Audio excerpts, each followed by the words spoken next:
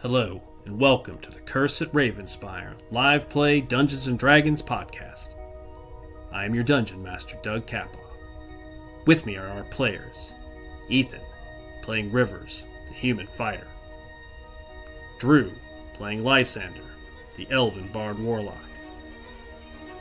Kevin, playing Casimir, the Dampier sorcerer.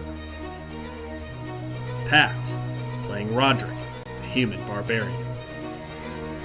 Darren, playing Calsolus, the tiefling rogue cleric. And Jeff, playing Zora, the reborn ranger. This is the When Bards Attack podcast.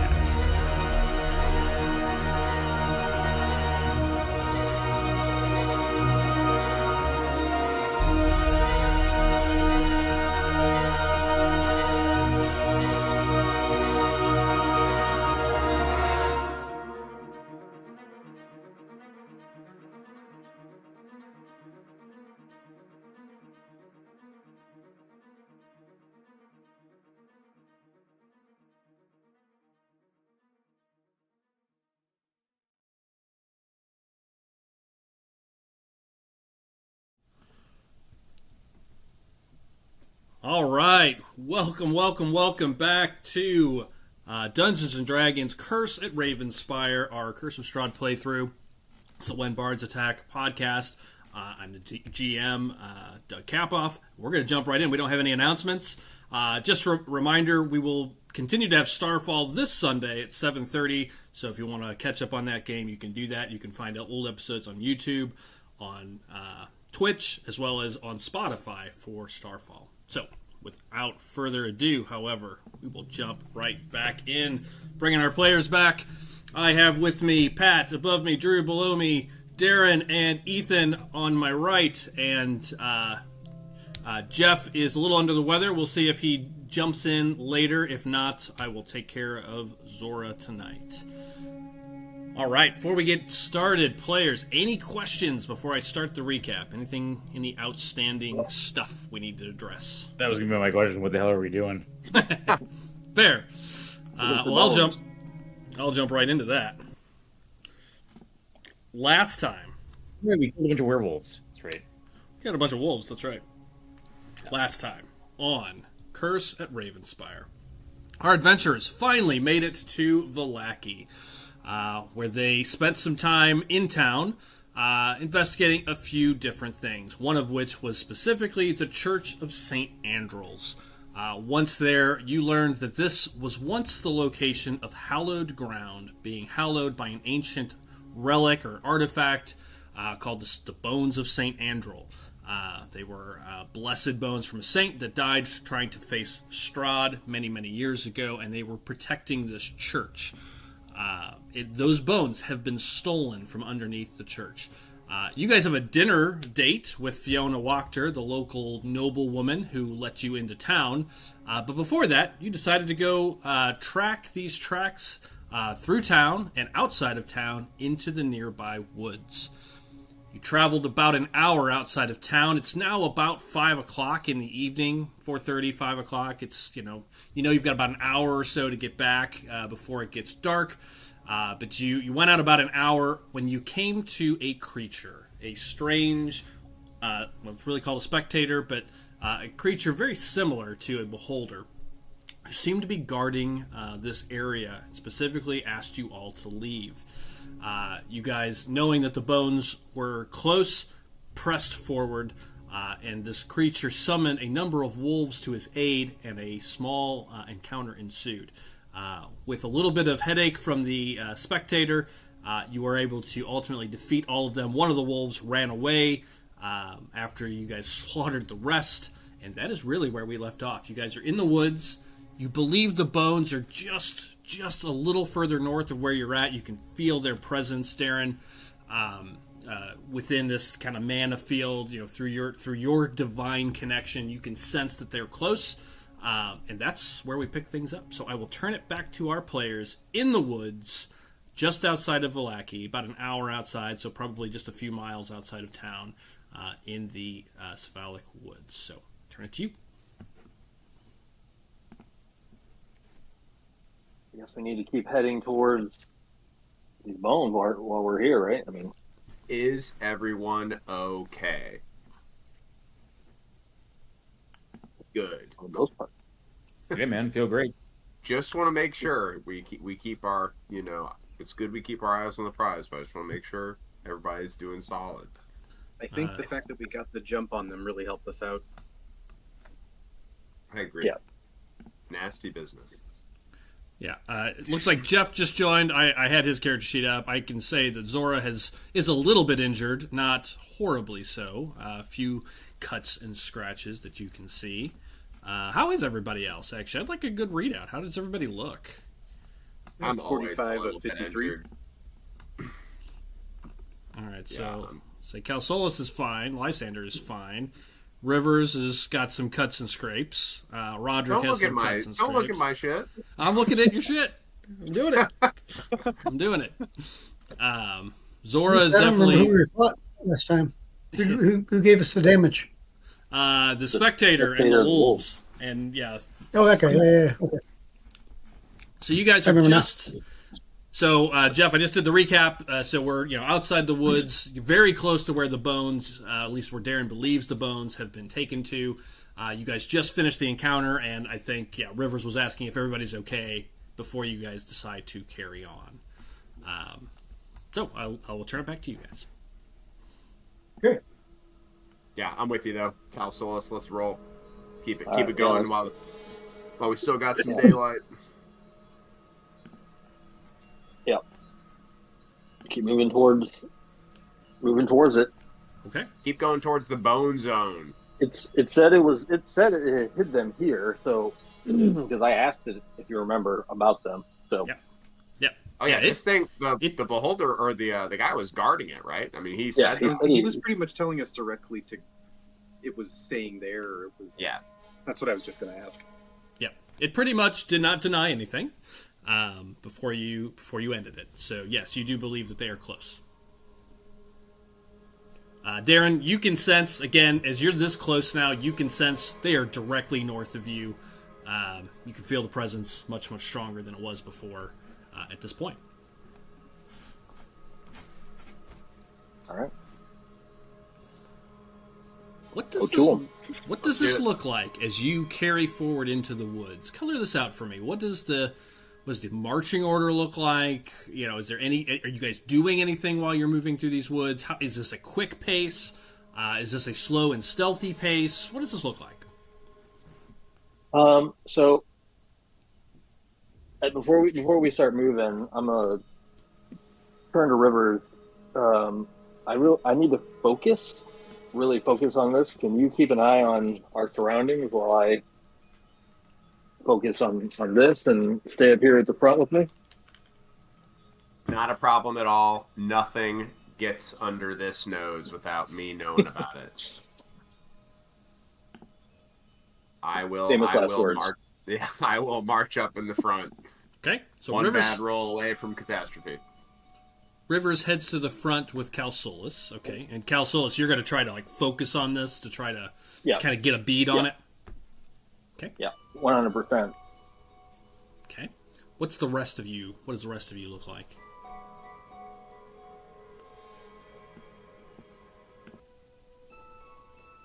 It's getting close to dark, right? Yeah, you've got about an hour before nightfall. Yeah, before it'll start getting to be twilight, in an hour, and then nightfall probably 30 or 40 minutes after that. Gotcha. So we're only a mile out, so we can hoof it. Yeah, we can book it back really quick. Yeah, you've only traveled about an hour, so an hour of hiking at a regular pace. So yes, if you booked it, you could get there in potentially half the time. I was more or less just thinking, do I want to stay in the back so that I can watch for anything to kind of, as the only other person with dark vision, to watch. We all have dark vision. Everybody has dark vision. Except for Jeff. Still active. Oh, Yeah, still the same day.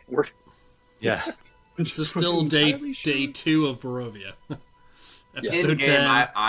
I would assume Jeff's character can see in the dark for sure. I would be like, Yeah, sure I can. that thing can definitely see in the dark. It haunts my nightmares. Okay. Do you have night vision? I don't think he does. I don't does. think he I don't does. think. I think he just doesn't sleep. Yeah. You will after tonight. So Roderick, Rivers, and Zora don't have night vision. So yes, it is just the two. Oh, no, you guys do currently because of the spell. Hey, my eyes are from hags. I can't get everything. Yeah, that's true. Okay, so all right, you two are up in the front. So Drew, where are you at? I'm gonna be in the back. Way in the like pretty far in the back, or staying close? Just kind of again for color Just purposes. at the back of the line. Yeah. Okay, got it. So keeping the group tight. All right, Right. Pat. I'm actually going to post up next to Lysander Okay, so in the back. and give then- if he's looking off in the 90-degree angle, I'll give the other side. Okay, and then Zora. What about you? I'll be sort of in the middle, I think. Okay, so like a baseball team or a basketball team. So 2-1-2 formation. 1-2 zone, yeah. I would say Ismark and Irina will also bring up the rear, so they would kind of be in the middle Did of they that come group. with us? Yeah, they did. Did they? Yes, you brought them with you. You did not leave them behind because there was no place safe in town that you felt safe enough Yeah, to leave. true. Some reason I thought they stayed at the church, but yeah, that makes sense. No, they came with you. Well, then they need to be in the middle. Where did you say Yeah, they were? yeah, I put them in the middle, so they'll Okay, move into the great. middle with Zora and the. All right, the group of you, a lot of NPCs, 2 NPCs. Make your way. Darren, give me that charisma check. It's essentially a survival check with charisma. See if you can kind of sense and get a bead on exactly which direction to go. Charisma check. Straight charisma roll. Didn't we do investigation last time? Nope, not for this. Not to get a bead on this. This is a pure. I would also allow you to use wisdom. If your power Okay. comes from wisdom, you can use wisdom. Either one. Okay. Well, my survival. You said survival, right? Is the same as wisdom. Wisdom or charisma. Or- A straight wisdom or charisma roll. Sorry. All right. 20. Dirty 20, but 20. Okay. Yeah, you've got it. You absolutely have no issues, so there will be no checks for any other random encounters in the woods as you make your way further north, getting a bead on it. You come over a rise, and what's the speed? What does this look like again? Is this slow, fast, or careful? I'm moving decent, not like running, but like a good, like if I've got it, I'm moving sort of thing. You know Normal what I mean? pace. Okay. Like it's like I got it. Let's Brisk. go. So just Yeah. kind of like, yeah. So, and I do this in Starfall the same way. So, in any time we're traveling outside or any place in danger zones, I'm always going to ask sort of fast, slow, or middle. So, slow meaning you're stealthing, medium meaning you can still make perception rolls, fast meaning your perception rolls will be at you can't stealth, and your perception rolls will be at disadvantage, pretty much, if you're trying to look for anything. Definitely not So- stealthing, but not running. Yep, got it. Right in the middle. All right. You guys make your way. Maybe 10 minutes traveling. Darren, you come over a ridge through these woods. It goes uphill just a little bit, and then it kind of starts to sink back down. And as you're coming over the woods, a couple of things become very clear. Up ahead, let me get the distance on this real quick. When you first see it.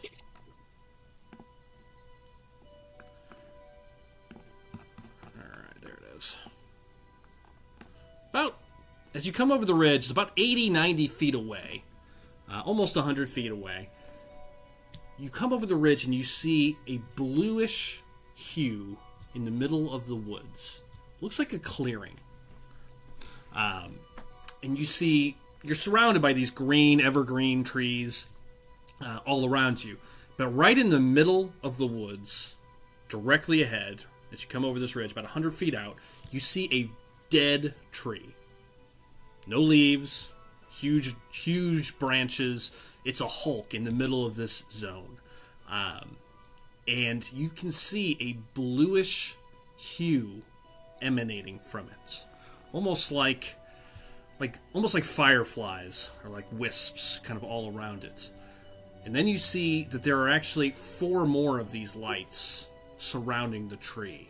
There are 4 stone pillars making a square around the tree. Again, about 100 feet out down this little hill. And on each of these stone pillars, you see a skull. They are glowing with a bluish hue, emanating these blue lights that, again, looks almost like fireflies kind of coming off of it. Almost like it's on fire, but it's not. It's some sort of magical energy that creates this sort of a square around it. And in front of the tree, you see a body. It's laying on the ground. Looks relatively fresh from here. Doesn't look like a skeleton or a zombie. You definitely see a body with skin still attached, slumped over, and a bear next to it, also dead. Large brown bear. Behind the tree, kind of behind the tree and to the left, you can see something has been buried. The ground has clearly been disturbed, and you can definitely see it looks like a grave has been dug directly next to it. That is what you see at about 100 feet out. What do I know of this sort of magic or symbolism, or can I do a check? Give me an Arcana check. All right, and I am guiding myself to figure this out.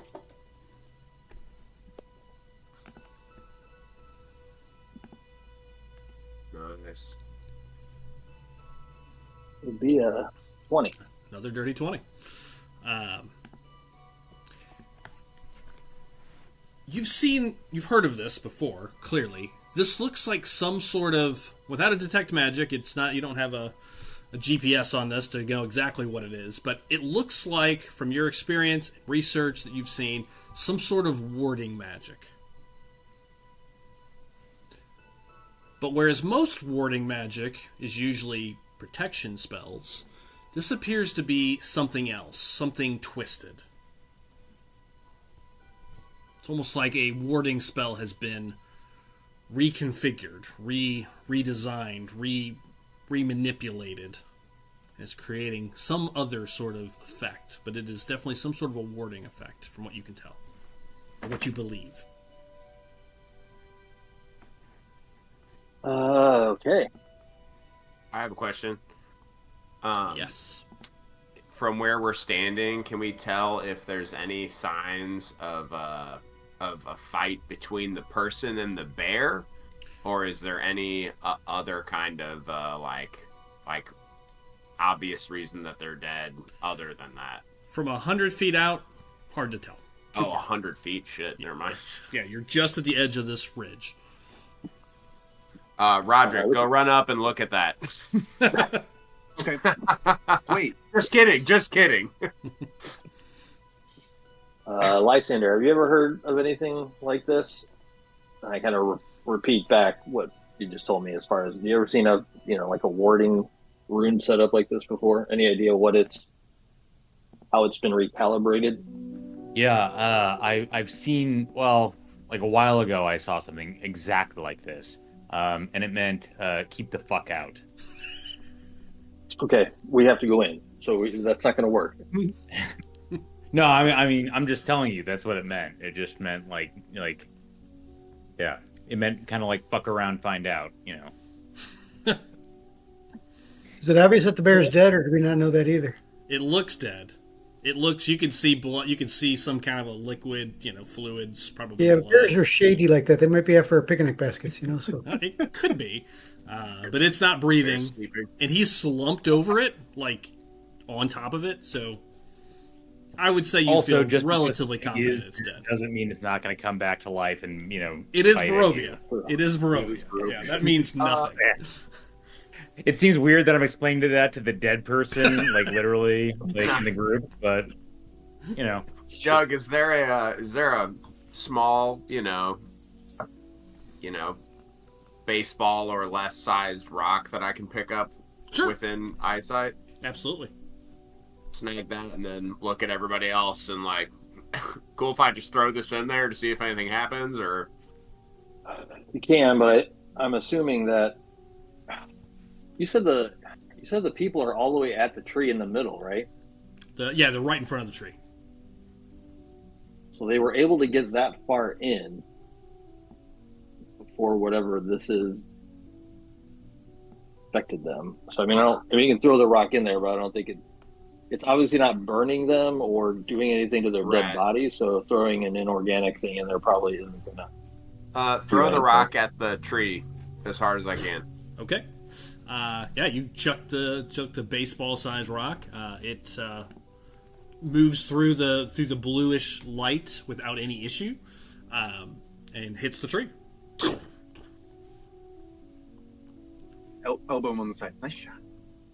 Yeah, I was expecting to have to roll for that. Rivers absolute crack throw, like 100 feet, dude. You got an 18 strength. Don't you? Yeah, I could have been in the majors up north in Alphas, but you're basically a professional bodybuilder. I mean, you could. That was an easy throw. Well, good point, Calsolis. I think you're right. Looks like it didn't make a difference. So, what do we think about taking out the skulls? With the rock hitting the tree, however, something happened. As you guys are talking and ribbing Rivers with his good shot, you see a yellow light from the body starts to form around its face and eyes. You see two eyes kind of light up. His mouth opens, and you see this yellow mist come out of its eyes and mouth. It starts to swirl in front of the tree.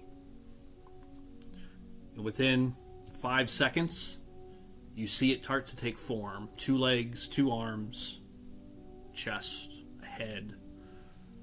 And very quickly, a humanoid coalesces into existence directly in front of the tree.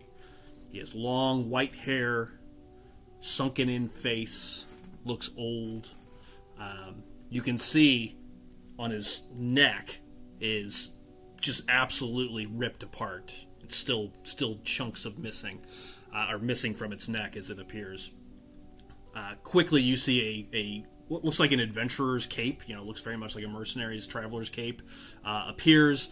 Regular traveler's clothes appears, and it looks like pretty similar to the person laying on the ground from dress. You start to see him appear. And he looks up. But you said it came out of its eyes and mouth? Yeah, you see it like this mist just kind of coalesces out of it and forms into this person. The body is still there, but you see guys, I know exactly what this is. It's becoming very, very clear to me. This is the world's worst genie. So I think we can all go up and just ask it a bunch of wishes. So Sweet. Perfect. You go first. Yeah, you see this person as you're talking. Yeah, you see this man standing there. He appears to be wearing what looks like leathers, like studded leather now. Again, adventurer's clothes, like mercenary's clothes. Nice cape, black boots. The only thing that's really unique about him is his neck. Looks like it's been ripped apart. It looks pretty gruesome. And he looks up at you as you're standing there. He looks at the rock first, and then looks up. I look at him and... Why do you disturb me? Are you... Oh, sorry. What are you saying?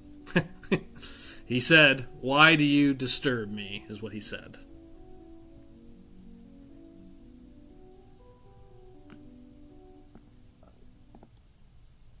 I look at it quizzically. I say, "Are you Saint Andrew?" No, I am not Saint Andrew. No.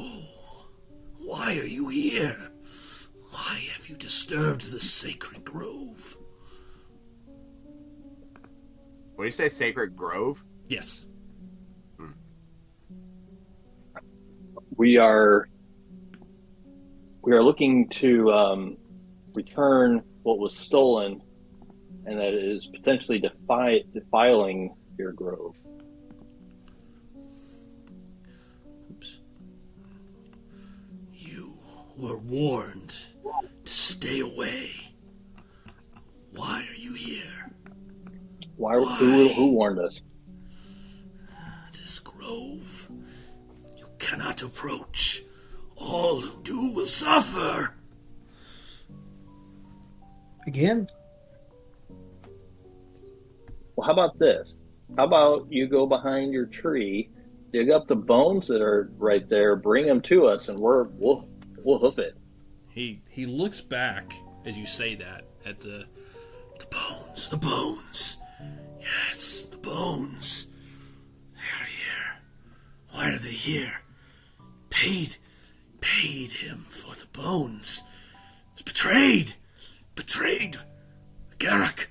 He betrayed me. He killed me. He murdered me. No. He's hear him kind of like almost like he's traumatized as he's thinking about what has happened. Yeah, he betrayed me. No. Who betrayed you? Garrick. He paid me for the bones. He bid me the bones. Then he killed me.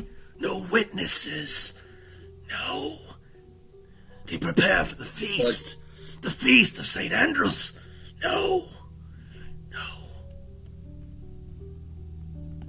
Well, tell you what. You let us take the bones and tell us about this person who betrayed you, and we'll make sure that they are returned the favor.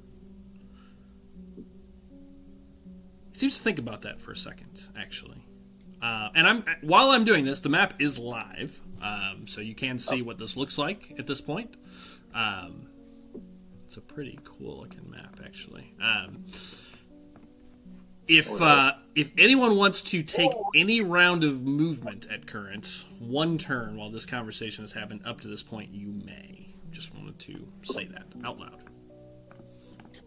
The map just like blacked out to make Doug. Oh, or really? the grayed out. Really? Well, it's also paused. If you scroll out and down, you can see the tree and the pillars. Oh, okay. But otherwise, yeah, it's because I thought the same thing. Yeah, it's because you can't see, but that's as far as your night vision will allow you to see at this point. Daytime in the forest. It is daytime. Oh. Hang on. You're right. That's the issue. Is it's not set to daytime. You got here too fast. Darkness level 0. Boop. That should fix it. Just reach up and pull the chain around the sun. Yeah, we'll do. I'm hitting the light button. Hopefully that will bring out...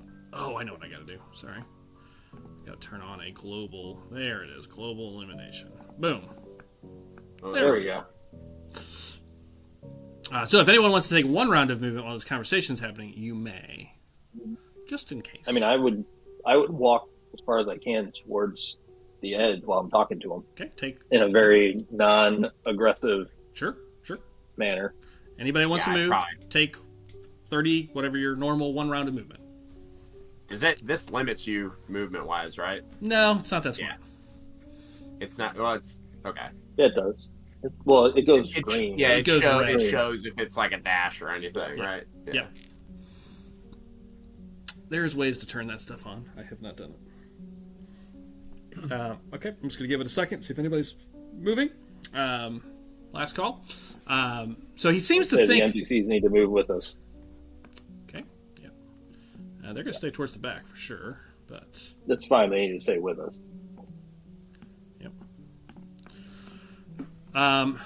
So he seems to think about what you said, Darren, and... you can just take the bones and we'll... What'd you say? You'll get revenge on him? Is that what you said?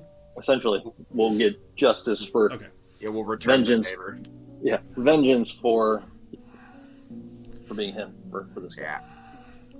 Did he, Doug, when he was talking, did he say Garrick took them from here, or he just said he took them and betrayed him? I thought... he just said he betrayed me. He said, I thought you said... Yeah. I paid for them, is what he said, and then Garrick betrayed me. Sorry, I'm trying to do voices. I know it can be hard to hear my scratchy demon voice here, or undead voice. He said, Garrick betrayed him. Okay, cool. He slumps his shoulders when you say that, Darren. I wish it were that easy. I wish Garrick deserves to die. There is no question. But I cannot give you the bones. I have been sent back. I have been sent back by him. I must obey the master. Why? I'm sorry. I'm sorry, adventurer. I cannot help you. You will have to go through me.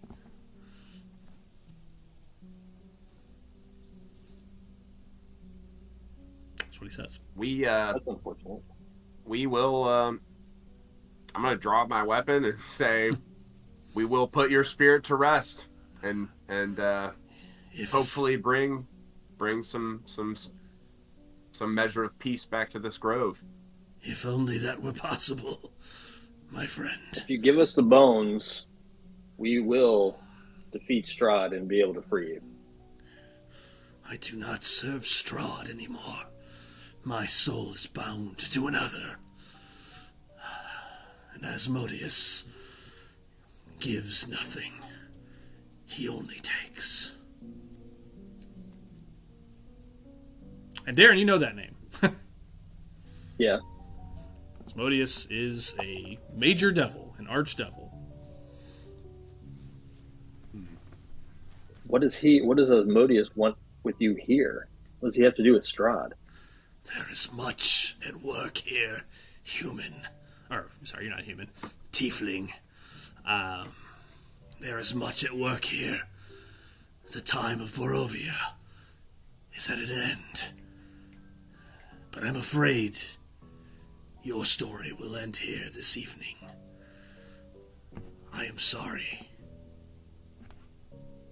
He just slumps his shoulders as he says that. Is there anything that we can do to work something out with you? It is not my choice, Tiefling. Sure it is. I must obey my master. You may make one more round of movement if you wish in that span of back and forth conversation.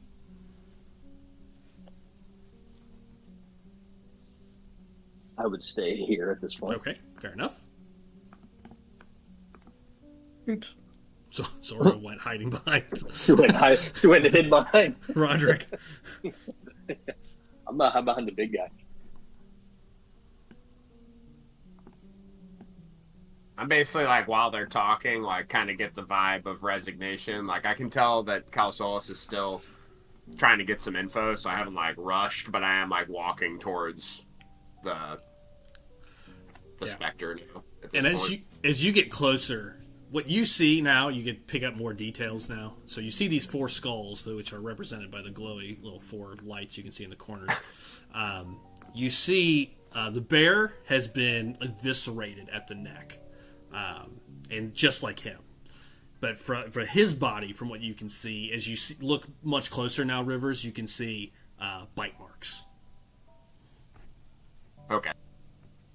Right in his throat. Hey, Doug, how do you spell the name of the person who he said Garrick? Garrick, yep. Garrok. What? Say that again?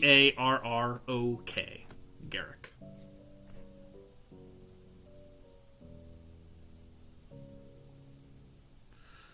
You approach Rivers, Roderick, Zora, the 3 of you kind of moving towards the front. You see his shoulders are still slumped, but as he resigns that last statement, I must obey my master, he looks up as you get pretty much into the barrier or into the kind of blue light. You kind of feel it.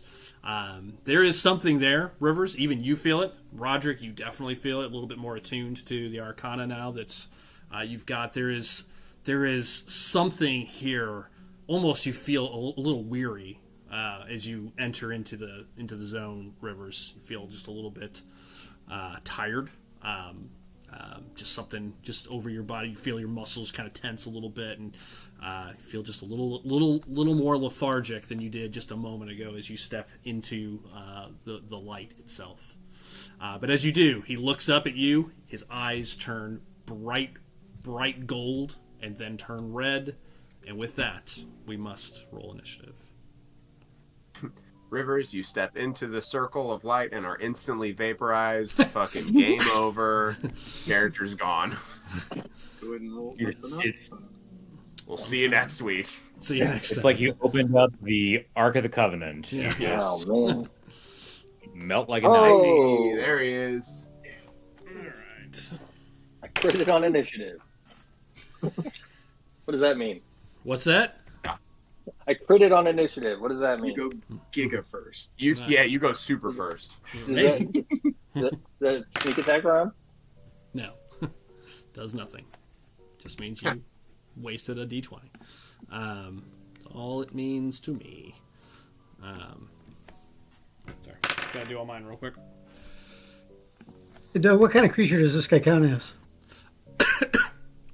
Give me Undead, I guess? He's definitely looks undead based on what he, how he appeared. You would think some sort of spirit or specter, for certain. Okay. You could further Arcana check that if you would like. Arcana or nature. Arcana or what? I'm sorry. Or nature. Okay. I do a check on that as well. Yep.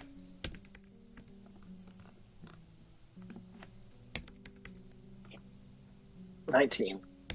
19. Good job. I rolled a 15. Okay. You both will know what it is as he takes on his form. His skin kind of melts back a little bit, and he looks a little more undead as his eyes start to glow. And you would recognize... Okay, finishing my last initiative check. Let's see. Boom. Okay. I think that's everything. Okay, I'm going to need your initiatives. Darren, real quick. 23. 23. Lysander. Lysander. I got it. How much? 9. 9. 9. Got it. Rivers. 20. 20. Roderick. 14. 14. 14. Got it.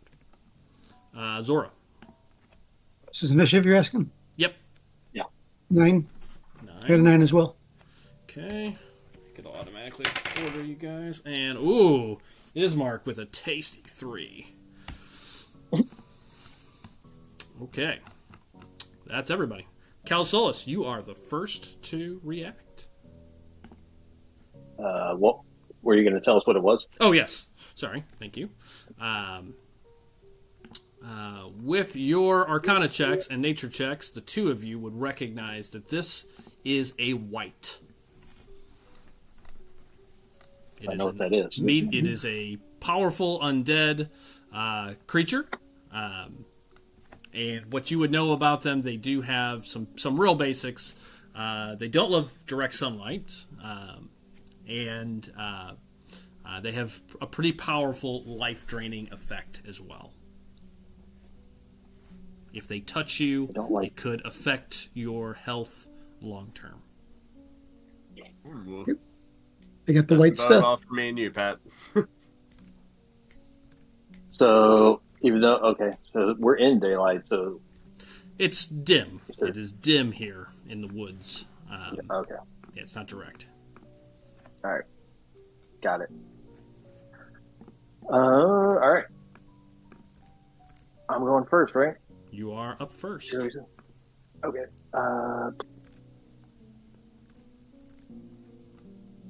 I will...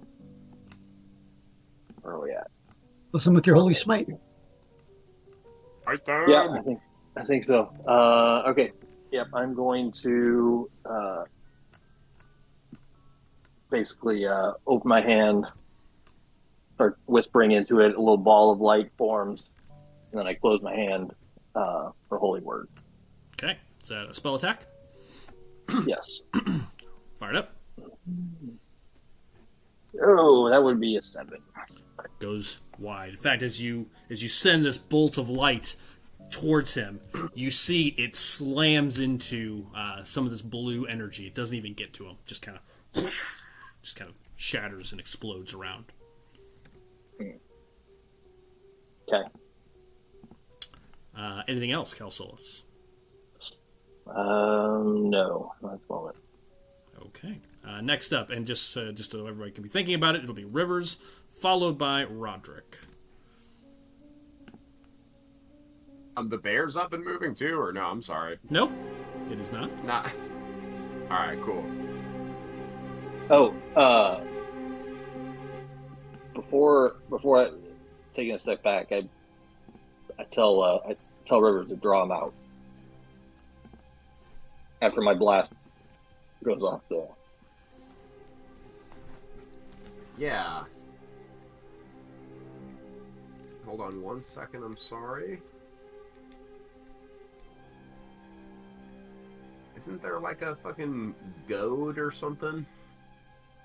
A what? No, there's like a goad, like a no. Come hit me kind of. There might be some. I mean, there's definitely some spells, and there might be some fighter maneuvers. I don't know if you have one. I think there's some for fighter or berserker, but I don't think I have it, or maybe I'm just thinking of a spell.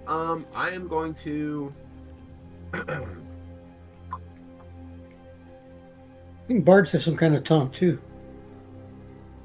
Yeah, absolutely. I'll hear Calsolas say that. And I guess I am in the circle now. I'll. I will tell you, you are not technically in it. I was hinting because you were right at the edge. You are technically not in the field. I'm gonna kind of like sort of sidestep and. Yeah, you're just outside of it. I'm gonna like sidestep and sort of just like pace around the circle to see if this white does like approach us, or if he's gonna like hold there after hearing what Calsola says. Okay. You can hold your action. If you can. I'm gonna. There's, as a reminder, things you can do. You can hold an action and say, if he comes here, make an attack. You can also do things like take the dodge action, and in case he does attack you. Those are your two real passive abilities that everybody has. Okay, I'm gonna hold action and be ready to strike if he does approach through where me and Roderick are at, and then I'm also gonna use my bonus action and do my last second wind. Okay, go for it. You would do that. It's a good idea. 1d10 plus 4. Okay. Nice. 6. 5. All right, heal 5. Heal 5. And that'll be my turn. Okay. All right. After that, Rivers. So let me know if I get whomped. Sorry. Yeah. Rivers. You're about to go, or excuse me, Roderick. You're about to go. When as soon as Rivers kind of makes that move, the white kind of sees him moving over. You see him kind of lift his right hand and kind of twitches his two hands together, and Rivers, the bear, starts to move. I fucking knew it, dude. Yeah. All right, I'll be right back. The bear, well, when he gets back, I assume he'll want to make his attack action, because as it does, the bear gets up for 15, half his movement, 20, 25, and we'll take a step into Rivers, and I will let that action go off in a second. But before that, Roderick, over to you. I will come back to that.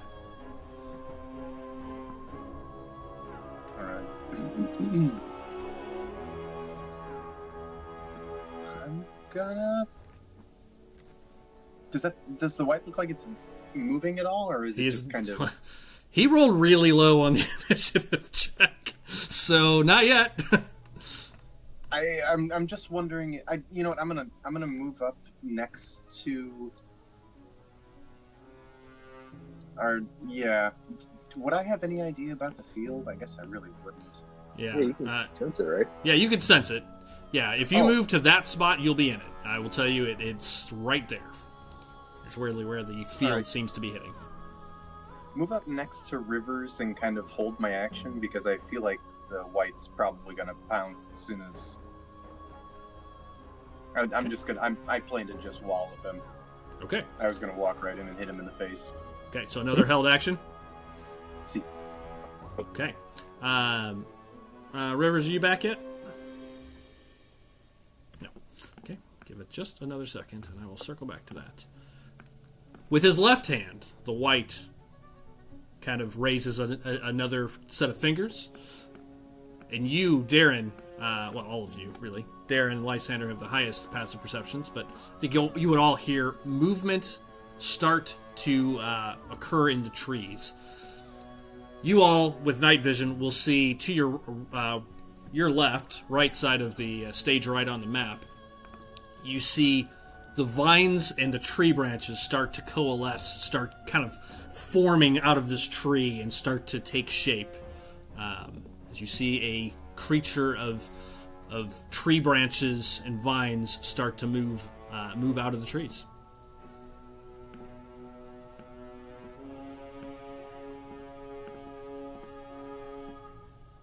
Okay.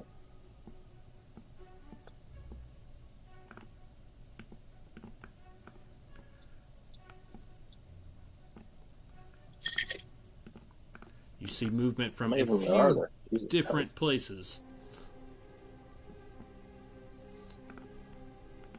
Oh, jeez. There's Rivers. All right.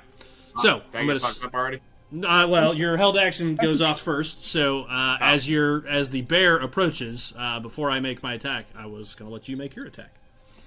Wait, here I go. 17 Hits. for 11 damage. Don't forget, Da's Justice is magical, isn't it? It's something? it's silvered. Silver. It is a silver flail. That is right. Does that have any effect on these? It's not a werewolf. creatures? It's just a dead bear. Okay. But it does slam into its side for 11 points. You hear it kind of growl off as it hits you, or as it gets hit, and then it's going to take a bite and a claw at you. Is it? Okay, it has disadvantage on the bite. Okay, I'll do the bite first. Disadvantage, natural 1, right off the bat. So goes chomps at you. Can't find purchase. The claw then swings with a 11, 2 misses, as it takes 2 swings at you. Right. Then I will get to the...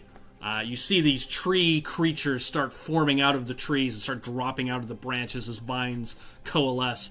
Most of them appear to be out of range. You see about 4 of them starting to take form and moving in. Only one of them is close enough. And Drew, I wrote this weeks ago. It's the same damn creature I shot at you with about 6 times on Sunday and had your number. We'll see if I continue to have your number as it sends a bunch of spiny thorns flying through the air. Please do take 2 points of AC for cover, because you are as a ranged shot and you are in the trees. So, when I ask you for your AC, add 2. AC 17. Okay, that's a 19, unfortunately. So they still have your number. No, Silvery Barbs. He's gonna go ahead and fail that. Okay, what does Silvery Barbs do? Silvery Barbs, it basically imposed disadvantage, so he's got to re-roll it and take the lower. Got it. Natural 1. So yes, as you send these barbs come at you, you duck out of the way as it misses, and that's all there goes. And you give somebody advantage too, right? Or yourself? Yes, I can take advantage on the next round too, as well. Well, speaking of yourself, it is your go, followed by Zora. Hold on a second, I'm mark off the spell slot. There you go. Find some good battle music.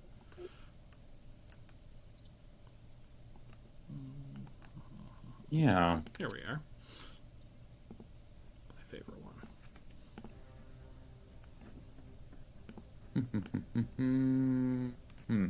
Yeah, I didn't like that too much, so I'm gonna go ahead and Eldritch Blast the shit out of this guy. Which guy? The one who just shot at me. Got it. He just got all thorny on me. He did. Fired up. 19? Hits all day long. Okie doke. For 9 points of damage. Nice. You blast this thing, and you see most of it get shredded from the blast. It's still there, but barely. You see it just kind of... parts of it are falling on the ground as it's moving towards you still, but most of it is destroyed from that blast. Anything else, Lysander?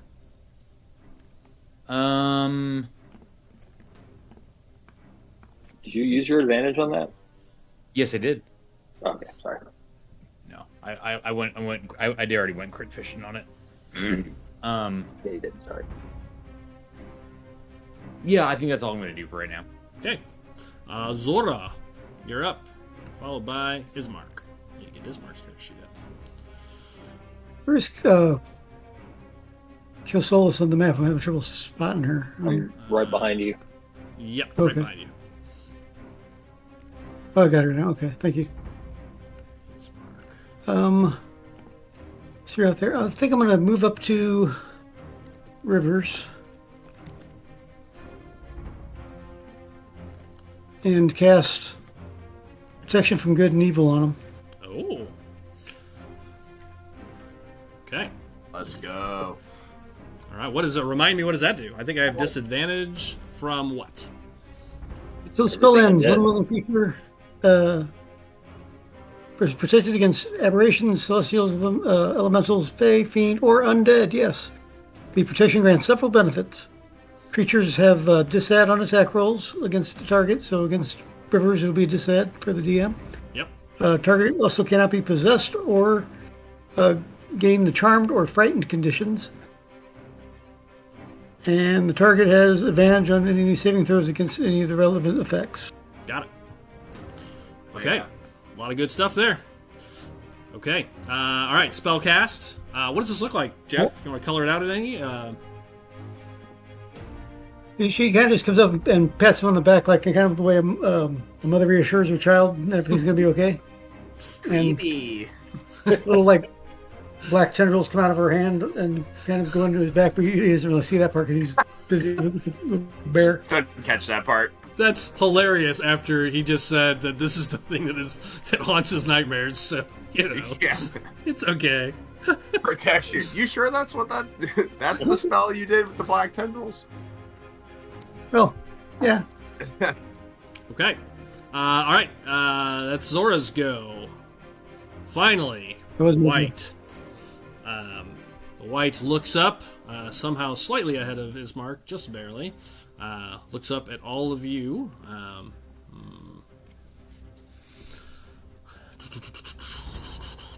Let's see what we're gonna do here. He is going to first. You see him close his fist. Actually, this is what he's going to do this round. He's going to close his fist, and you see this darkness just start emanating from his fist, and then from the tree all around him, as you see this wave of darkness just start to fill the area. And he vanishes into the darkness. That's his whole go this round. All right, that's everybody except for Ismark. Ismark, Irina, stay with Calsolus.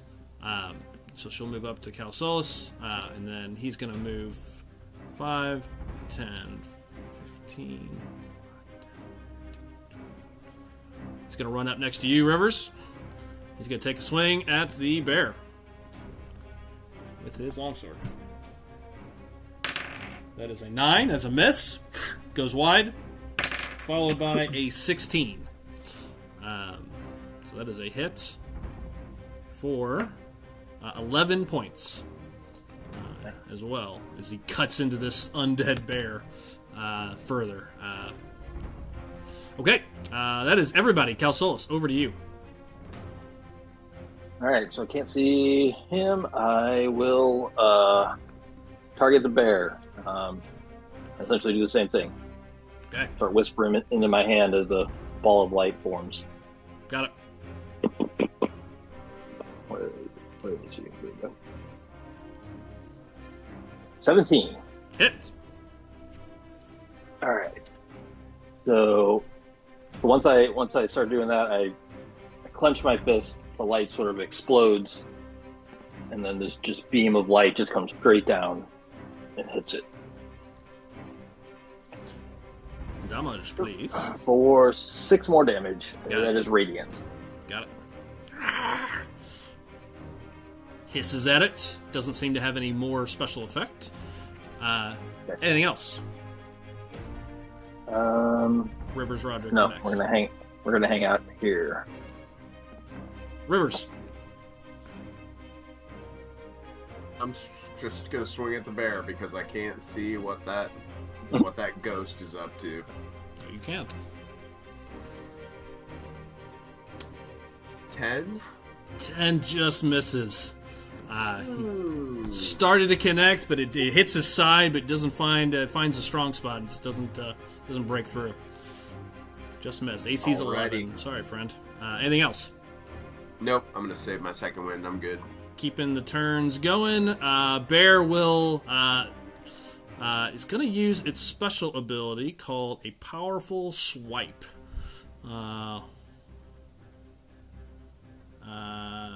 Okay, it's just gonna try to knock you away, Rivers.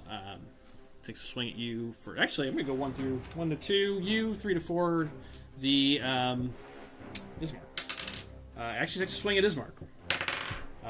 Is anybody else worried about Ismark? For some reason, more so now than any other. That is unfortunately a hit. For 8 points of damage, and he is knocked back 10 feet and prone. He's good. Jeez. Damage 8 feet. Or, excuse me, 10 feet. So 5, 10. There's no tree there, so he doesn't take extra bludgeoning damage. He just goes stumbling back as it stands up. This bear takes the full step, full height, just slams him out of the way with his claws. Roderick, excuse me, over to you. Sorry, your held action did not go. The white did not approach. That's right. Looking through the fog, can't see through it at all. Like there's no opacity to it, No, it looks like a dark, inky blob. Because otherwise, I'm gonna move up to the bear and begin my raging. Start fucking raging. Yeah. Okay. Wait. Hold on. No. I'm actually gonna. I'm gonna fight the bear. I was gonna taunt him. Still kind of want to do it. Taunt who?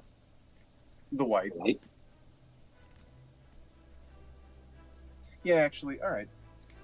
I'm gonna walk up to the. Can I see where the barrier is? Can I still feel it like you were saying before? Yep. You were at the barrier before. Yeah, you're at the barrier, so you have to stay back one more hex. You don't want to walk forward. Go back. Okay, then I guess walk the diagonal around and just point my hammer into the circle. Mm-hmm. Call him a coward hiding. Okay. Nice, like that. Is this just you taunting, or do you have a skill to taunt? Oh no, this is just me straight up taunting. Okay, fair enough. Oh yeah, I love it. Give me a persuade. What are you saying? Give me a little more. He's doing the Darth Maul hanging outside the barrier thing. That's good. That's exactly what I'm seeing. Just walk sideways and put my hammer up to point it at him and say,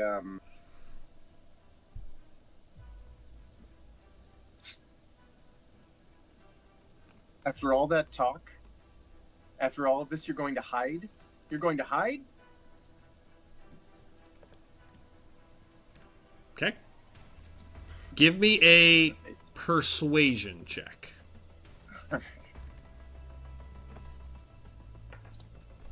Easy. That's a 5. Okay. Got it. Hold on 1 second. You said 5. Come on, after 5. All that, you're just gonna stay there? Come on now. Really? Man, will you come out here? This isn't fair. Fight me. Turned out to be more Luke Skywalker than Darth Maul. Strength. Acrobatics, intimidation, perception. Never. Now you try to primal knowledge it, but and I'll treat that as a, that's a free action. That's just talking. So now you generally know where he was. I mean, you can go into the darkness. You will be blind, so it'll be disadvantaged. But you can if you want, or you can hit the bear. Sure. Nothing. All right. I mean, you rolled. His turn isn't here yet. I mean, I wouldn't expect a lot from a 5, but you can wait and see. Cope, just let's beat up the bear. Okay. There's a punk anyways. But I guess I'm actually probably going to have to go into the. You can go through. You can go through hexes. You can go through them. Oh, that's right. You move through. As long as they're friendlies, you can go through. Yeah, move. Do a nice little. I'm extremely athletic for as large as I am. Yep. Just saying. It's 5 feet. Do a little There's room. pirouette. Yeah. On the tippy toes as I go through Zora and Rivers, and Yep. as I'm coming back around, like just bring the hammer right under this thing's jaw. Try to Okay. take the head off where the neck was ripped up. Got it. Dude. Sorry, Fire it up. I'm getting back to my character sheet. I keep hitting buttons when I go back to the D&D thing. All right. Great. Yep. 18. That's a hit Yep. all day long. AC 11. All right. 1d10 plus 6, and then that's 15, and he takes an additional slapperooski from. You can look it up for next time because, as you wished, you bring it down around his neck where his head was kind of eviscerated a little bit, and you just break his whole face. You just kind of crunches it down. You hear some tendons rip, and it just drops to the ground. Absolutely destroyed. There's always, or Roderick always come in with like the visceral kill shots. Yeah. I feel like. Yeah. And at 14 hit points, you hit it just on the dot. All right. Anything else? Rivers. Or Roderick, excuse me. It's damn ours. No. Okay. Move back to where you were. You're like, you sure you don't want to come Actually, yeah. Can I move back through while still dance? No. You can. Yeah. Reverse Well, yeah. kill. Actually, finish come back across the circle now that I've finished his buddy off. You get a bonus to his 5.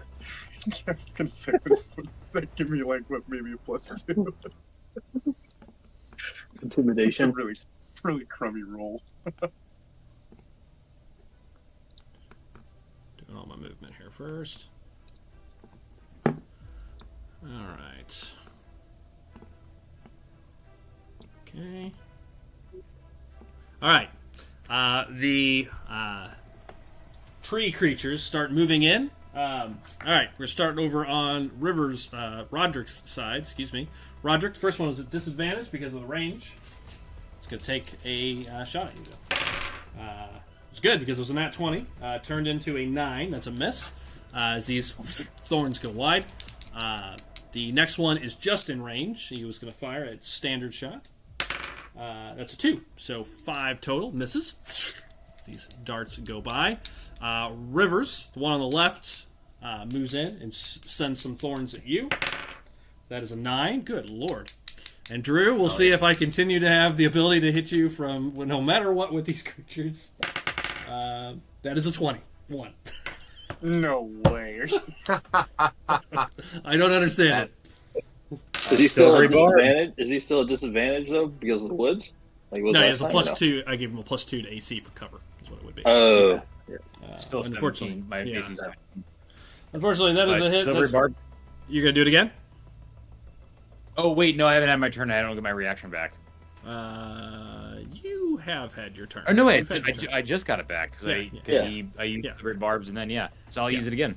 Okay, hold on. Stand by. That turns it into a 15, so that is a miss. Just barely. I love that you've decided that I will not hit you with these little things ever again. It's expensive, though. And it is also your turn. It's my turn? It is. Lysander, followed by Zora. Far out. Yeah, I'm gonna try something new today. Pull out my rapier. Mm-hmm. And I am going to run at this guy. Mm-hmm. And I'm going to do a defensive flourish. Okay. Which improves my speed by 10 feet. And I believe also allows me to, whatever I roll on damage, it adds it to my AC.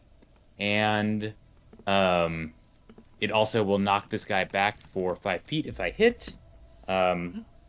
Start with the hit. And I'm also going to, just get everything out of the way, I'm also going to throw a booming blade on top of it. Okay. It looks pretty beat up, I will tell you that much. But that's a cantrip, right? Yeah, the booming blade's a cantrip. Yeah. Okay. All right, roll ahead. All right. Start with that.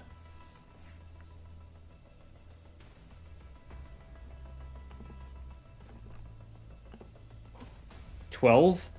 12 hits these guys. Okay. Yeah, there's a lot of little dens, but they're not. Well, I need to see some damage first. Yeah. Oh, you had your advantage too, Drew. Oh, that's right. I had my advantage. You can give it to somebody else at this point if you want to. Yeah, well, let me see. I might hold on to my advantage. I don't know if it just transfers in the next round. It'll last one round, right? I think it lasts one round for a cantrip. It doesn't last one round? Yeah, in that case, I will give it to Zora. Zora's next. So Drew, you dash through the woods, blocking these barbs away as they're coming at you, just barely, and then as you swing your blade around with this booming energy around it, it just shatters it, just kind of explodes. It is destroyed. And you rolled an 8, so you have an 8 to your AC, I think, until your next turn. Nice. That is right. Very good. All right, yeah, you shatter the thing. All right, turn over. Turn is over. Zora, followed by White, followed by Ismark. Give me 1 second, please. Yep. How badly hurt is Ismark? He's not quite at half, so he doesn't look bloodied yet. Anybody that's bloodied, I'll tell you they look bloodied, and then you know they're at half hit points. So he looks okay. Beat up, but okay.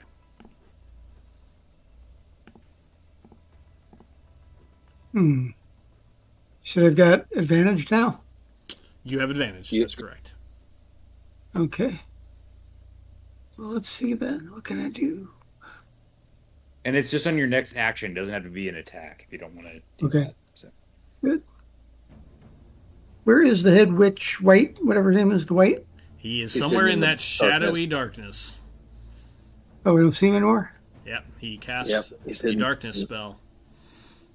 Oh, damn you, darkness. Okay. Well, then I guess I have to fight one of his minions for now. I'm going to go after this guy over here. Okay. And you see he's standing next to this glowing skull. How much reach does my whip grant me? 10 feet, I think? 10 feet, yep. So is that close enough, or I need to get closer? Yep, nope, you got it. Okay, cool. I'm going to run up on that guy and just snap a quick whip right in his face. Okay. This blighted tree creature. Go ahead.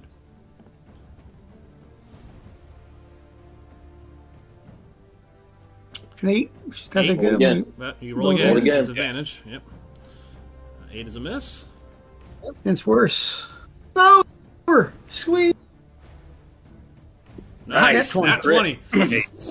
Okay. Damn. So, what is your normal whip damage? It might be wonky right now. Yeah, it says crit damage on my roll thing here. So. Yeah, what does the dice say right now currently? 2d4 plus 5. Okay, so it's 1d4 plus 5 normally. So you automatically do 9 with the crit rolls that we use. So just roll a d4, just a manual d4. We'll add it to it.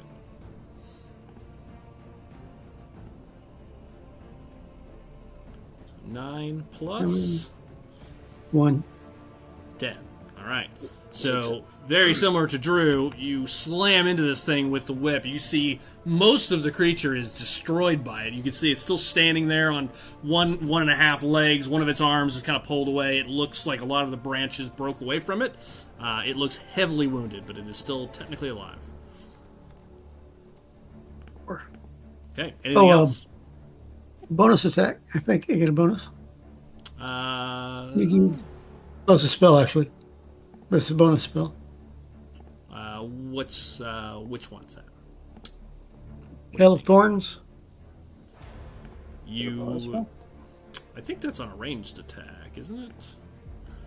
Hail of Thorns?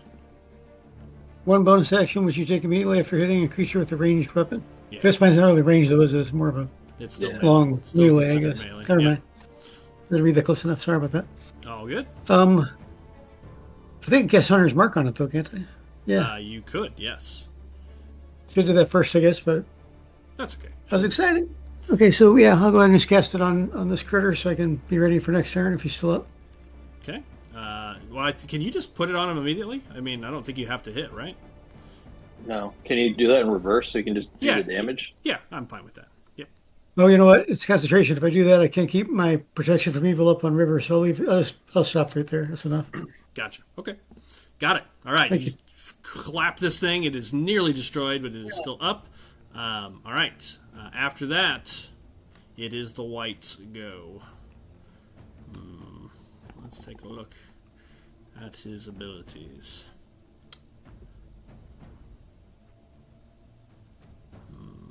Here it is. Sorry, 1 second. Here it is. All right, in a raise 60.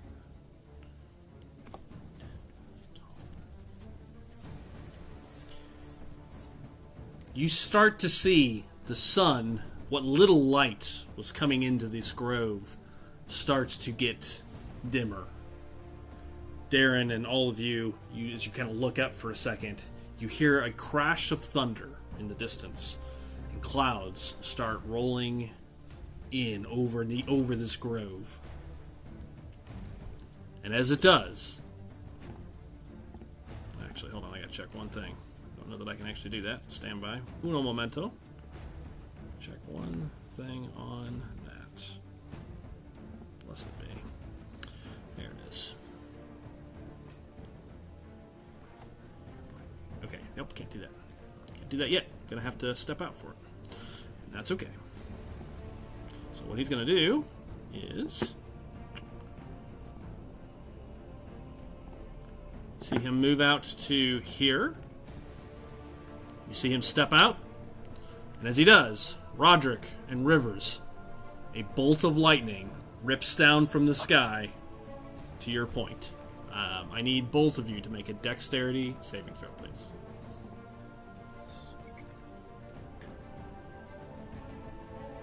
I have advantage on dex saving throws unless I'm incapacitated. Okay, it is a dex save.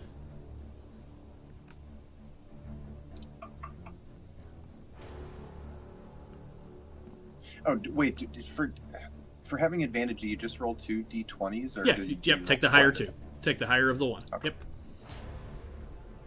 19? Thanks. Nice. And Rivers. Rivers would have advantage too, right? Because of his protection. Yes, he does. Wasn't. Dex save with advantage? Yep. Yep. DC is 14. We good. I'll do it. 20. This bolt of lightning, slams into this grove. Right between them. Right between the two of you. You both leap out of the way. You each take half damage, however, unfortunately, but it's better than full damage. It's definitely better than full damage. As this bolt of lightning slams into the ground. Where did it go? Bolt of lightning. Call lightning. Good lord. Losing too much shit pulled up today. There it is. Which is 3d10. Yeesh. Add half. And it's lightning, if that matters for anybody. 13, half to 6. And that's his go. But he is not stupid, and he is going to take 15 movement, 20, Bitch, you fucking peekaboo motherfucker. 25, 30. What? Yeah. I was gonna hit him so fucking far out of that circle, too. Anybody got moonbeam still or anything can. that we can? You still can. Damn, Ismark can't get to this guy either. Hold on. Oh, we can get to that one. Ismark charges up. Roderick Rivers! I'll take him! And he'll charge at the minion first. And you see he does step into the field for the first time. So I'm going to make another roll for him in a minute. But first we'll do his attacks. There's a hit and a hit. 2 hits on this little tree creature. for a total of 20 points of damage. He literally carves it in two. Absolutely cuts it apart. That's pretty inspiring. That was Smart as a dude. He knows what's up. He does. I don't know. I was really worried. He was rolling straight up to However, die. Yeah. he does have a con save to make. A very important con save. And he did. So you see him kind of as he runs into this wave, kind of you see him shake it off. All right, I think that's everybody. We move on to top of the order, Calsolas. All right. Followed Still by what, Rivers two? and Roderick. Two of these tree things. Yeah. That- Yep. All right. I am gonna pull out my crossbow and take a shot at the one by Zora. Okay. It's already pretty heavily damaged. That's the idea. Yeah. That was a shitty ass roll though. It That'd be a was 7. Goes wide. That's it. I hang out Okay. here with Irina. Okay. Rivers, over to you. Singed a little bit. I'm gonna fucking run into the circle. I love it. I'm gonna just run straight forward with like my shield up in a straight like charge and try to run into this thing. Okay. Okay. I'm gonna do this for you because it is pitch black. So where were you? You were. I'll put you back for just a minute. 6, yeah, So, there you go. Yeah. So 5, 10 puts you into the darkness field, or 15 Yeah. puts you into the darkness field. You kind of saw where he went in and out, so you generally know where he's at. So what I'll do is you can find him in the darkness. It's just going to be a perception check. Otherwise, you're going to have to move randomly, and I'll tell you if you bump into him. Perfect. I'm very perceptive. I feel good. Okay. You generally know where he was, so when you have battle senses, and he's moving, Yep, so you can just hear trying him. to intercept him and take a Yep. wide swing. Here's Yep. the perception check, which is a very healthy natural 20. Nice. You know exactly where he is. You see his movement back in, like charge in, kind of moving towards him, and I'll go ahead and move you for the other 15. Okay, you sense that he's close, Okay. and you are now next to him. So unfortunately, you are at disadvantage on this attack, but you sense he's there. I do need you to make a con save at the end of your turn. So, Does my do I still have protection of good and evil? yeah. Yep. Does that balance out? So No, it doesn't give you advantage, unfortunately. It's disadvantage for me when I attack you. When? oh shoot, okay, that's right. Yeah. Okay, so all right, I'm gonna swing at him with disadvantage. Okay. Fired up. Love it. Oh come on. 15. Wow. Holy cow. Not bad. You swing through this flail swinging high, and you felt like it hit like a shoulder pad or something. Didn't quite break AC. You missed it by 1. His AC was 16. Oh. As you hit into him, and as it hits though, what it is, Ethan, as it slams into him, you see this blue energy kind of wash out from him. It actually hits this wave of energy. And I'll tell you, as a mechanic, he's getting some sort of a bonus to his AC. Yeah. Similar to shield, but not quite that effective. It's not a +5. Okay. But almost. Okay. Anything else? Yeah. Could I yell something as a free action or bonus Free action? Absolutely. Do I get the sense that I'm deafened in here, or is it not like that? No, you can still hear the battle going on outside. After I see the blue light, I'll just yell as loud as I can. The skulls! Get the skulls! I figured. Okay. Turn over. Yeah, I'm gonna just sit tight in there in the pitch black. Love it. Roderick. Oh, not Roderick. I need to make a charisma save, Doug. Con save. Con save. And wait, do I get advantage on this one or no?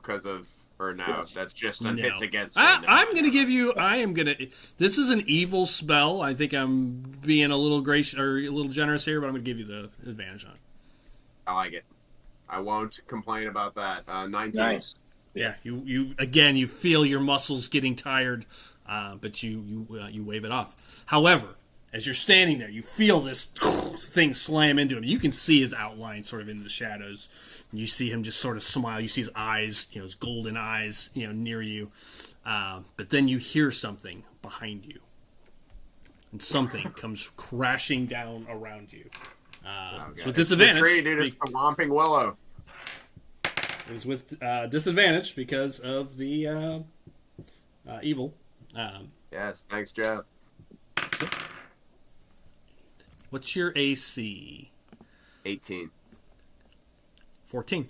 You leap out of the way. You hear it, and yes, one of the tree branches slams down next to you, and it was a big tree branch. Just so we're clear. Did I leap like out of range of the tree branch or no? Yeah, I mean, you get out of the way. I mean, you don't move, but yeah. like I don't have to worry about I think that I don't have to worry about a follow up immediately or anything. Well, actually, I gotta look at that and see. Nope, he only gets one swing. No, it's a pretty slow, lingering thing. All right, Roderick, over to you.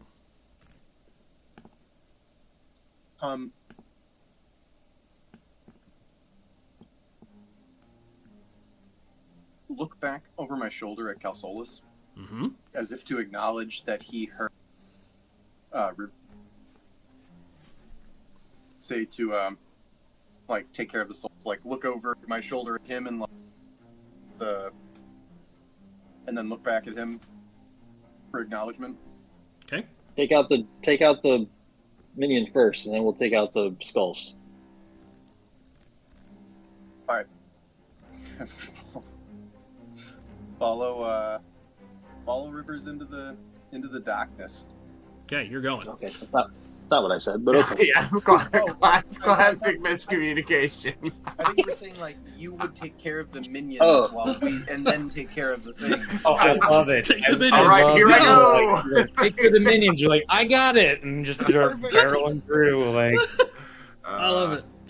That's great. So what are you actually doing? I mean, I'm perfectly fine with a miscommunication on the battlefield. What do you want to do? I mean, it's true. You hit the role Leroy Jackson will be played by. Exactly. Roderick knows his role too. He's definitely going to take some miscommunication. He's going right into the darkness. Okay. Oh, no. All right, same deal. I'm going to have you move 5. Stop there. You're in the darkness. You generally saw him. I will give you a perception check. If you make the DC, I will move you up to him, and you can attack as if blinded. Otherwise, you're going to have to make some random movement. Okay. So, perception check. Yep. Why am I tripping out on perception right now? Should be in skills. Yeah, skills. there we go. There you Sorry. go. Okay. Okay. You do not know exactly where he is, so you've moved 5 movement. Pat, you can move wherever you want on the map. I will tell you if you bump into him. Move them 5 at a time.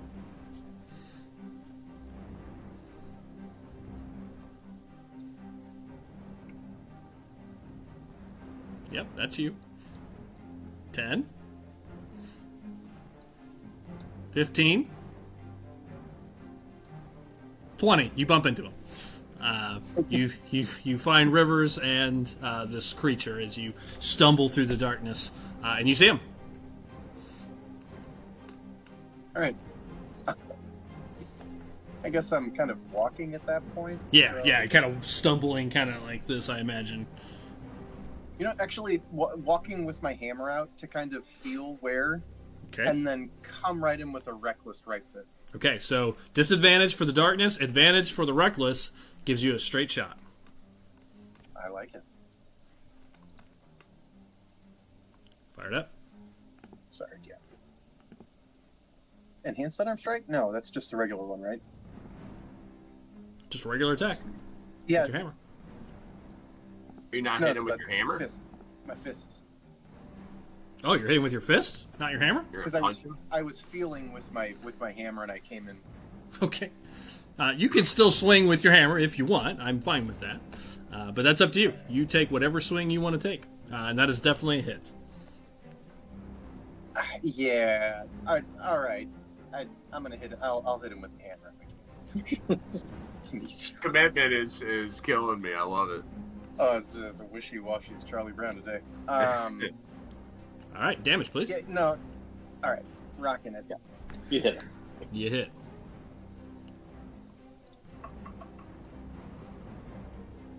Nine. Got it. It's 9 plus, what is it, 1d6 plus 2? Yeah, and you do radiant damage as well, right? Yes. Okay, go ahead. Other 3. 5 points. radiant. Got it. No, 5 more. Got it. Yep. Okay. You slam into it. So that's a total of, what was that, 9, 14. So I got a concentration check on the Call Lightning. Stand by. He rolled a 14. Good on that. You doing concentration on lightning and darkness? No, he is not. The darkness is not a spell. All right. He did make his concentration check on that, and then I got the damage done. Anything else? No. Okay. All right. Actually, I'm gonna use. Well, let me make sure I can do this first. I think I'm gonna try to heal myself just a little bit before. Okay. Bonus Go ahead action. and do that Yeah, in I'm the gonna background. use. Okay. Yeah. Go for it. All right. 1 Needle Blight left. Sees Ismark there. We'll take a shot at him. That's a miss. Goes wide. Easy peasy. Lysander, over to you and Zora. Starting with you, Lysander. Oh, wait, I forgot about the other Needle Blight. Sorry, there's 2. Yours over there. We'll take a shot at... let's see. Drew, I'm just going to pick on you because he doesn't... I mean, my AC is... Oh, yeah. What? Sure. 8 plus 8, so 23. 12. For once, I did not hit you. These thorns go by. Now it is over to you. Yeah, yeah. I do need a con save as well, Pat. If you could yell that to me as well. Or actually, I'll see it come through. Nice. Never mind. You're good. Did you heal, Pat? 10 points. I didn't want to interrupt. Yep, cool. Doug, when this white cast darkness, it emanated from the tree, right? It did. It did. And I know where the tree is in the darkness, right? Presumably it did not move. Yeah, it hasn't moved. You generally know where it is. Yeah. All right, so we're going to cast a juicy sacred flame at that tree. Got it. Let me go look at its dex. Let me go look at its high dex. The non-moving trees dex. It technically can move. It hasn't moved, but it is a creature. But I'm pretty sure its dex is a whole whopping -3. So, Nice. what's my save? 15. No. Slams into it. Damage, please. I was kind of hoping it was gonna Wile E. Coyote whoop, out of the way. I would have had to have rolled pretty much a 20, but Must have been the wind. damage, please. All right. For a whopping 2, but it is radiant. Yeah, it is. 2 points of damage, and I need to make a roll.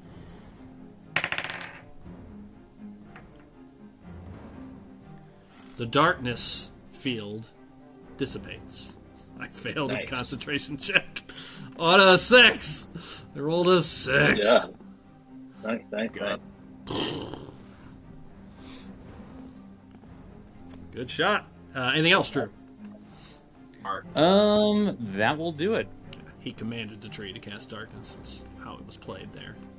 I colored that poorly. Yeah, that's kind of what I was thinking since it emanated from the darkness. I was like, it either he cast it on the darkness and it's emanating from the darkness, which means if you were to destroy the thing, where would the darkness be emanating from? So, Anyway, sorry. Tree was actually casting it. Yeah, Sora, over to you. Okay.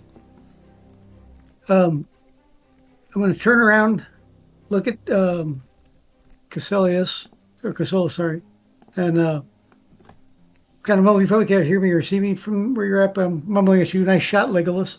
And then as I'm saying that, I arc my whip back and take out this tree thing behind me. Last tree guy. Well, Still another one. yeah, still another one. Yep. Last one on this side. The computer's really running slow, so bear with me. I see that. 11 hits these, not great. hits these boys. Oh, good.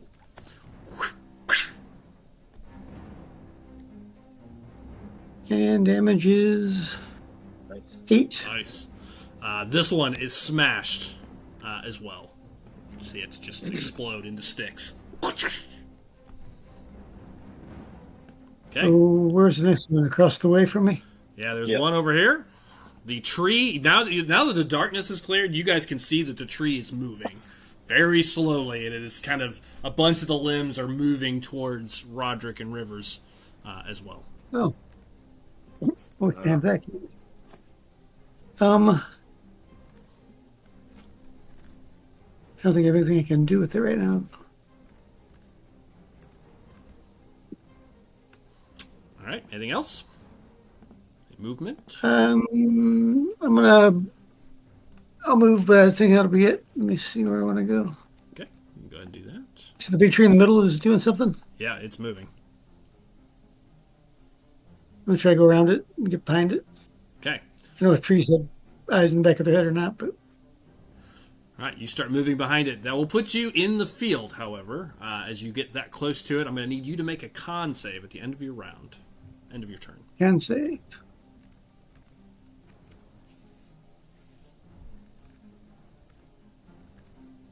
Not good. No,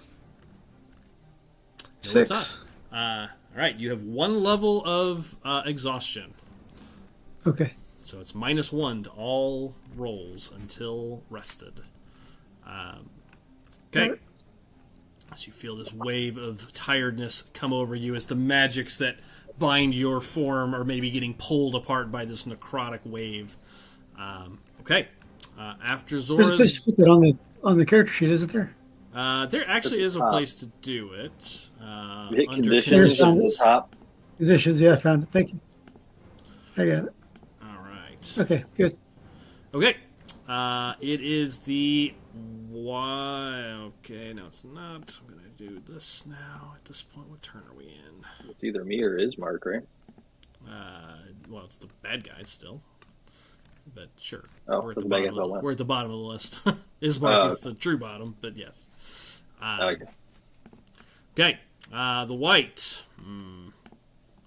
First of all, that's still in play, so we do that. Okay. Pat and Rivers, you're the two closest. You're the ones that would really notice it or see it. You see some of the wounds that you hit him with, Pat, are starting to heal up. You see the blue energy starting to stitch together some of the damage away. He is going to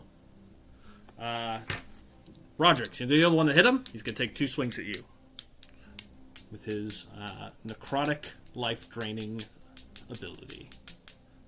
Let's go. I need you to make a con save. This is just a straight con save for this one. It's his first ability, first attack. He just touches you. Con save. Probably the right person for this roll. 21. No, let's see. Failure. Yep, you take no damage on a save, so no damage there. And then he takes a swing at you with basically what you see him do as he kind of reaches out. With one hand, he touches you, and you feel this life-draining effect. And then with his other hand, he is going to reach out and just kind of slash you across with his hands.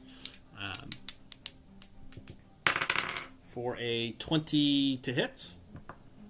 Yeah. For 4 points of damage. Necrotic damage. How many? Oh, I'm sorry, I read that wrong. 4 points of necrotic. That's the necrotic damage. And then slashing damage. is 4, half to 2. All right. So total of 2 or 6?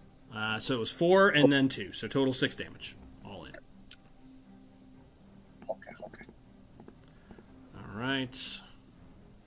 The tree will sweep down at you, Rivers.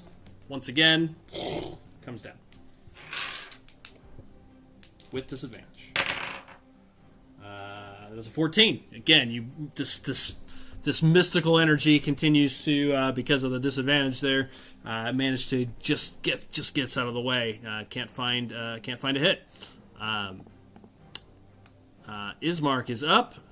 He sees the white. He will charge in at it. Take 2 swings.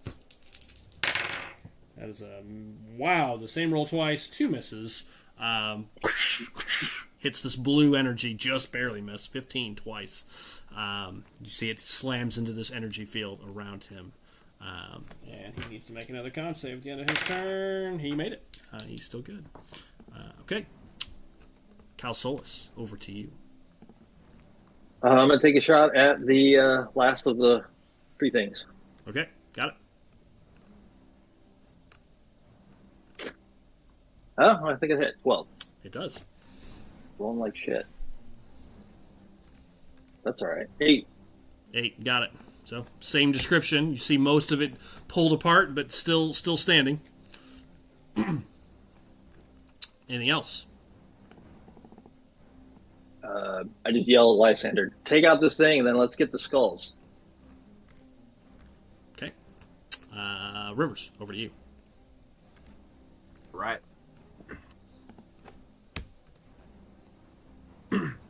I'm gonna swing at the white. Okay. Despite my knowledge. Yeah, I mean, it didn't heal all the damage. Right. You can see some of it is still there, but... Disadvantage on this?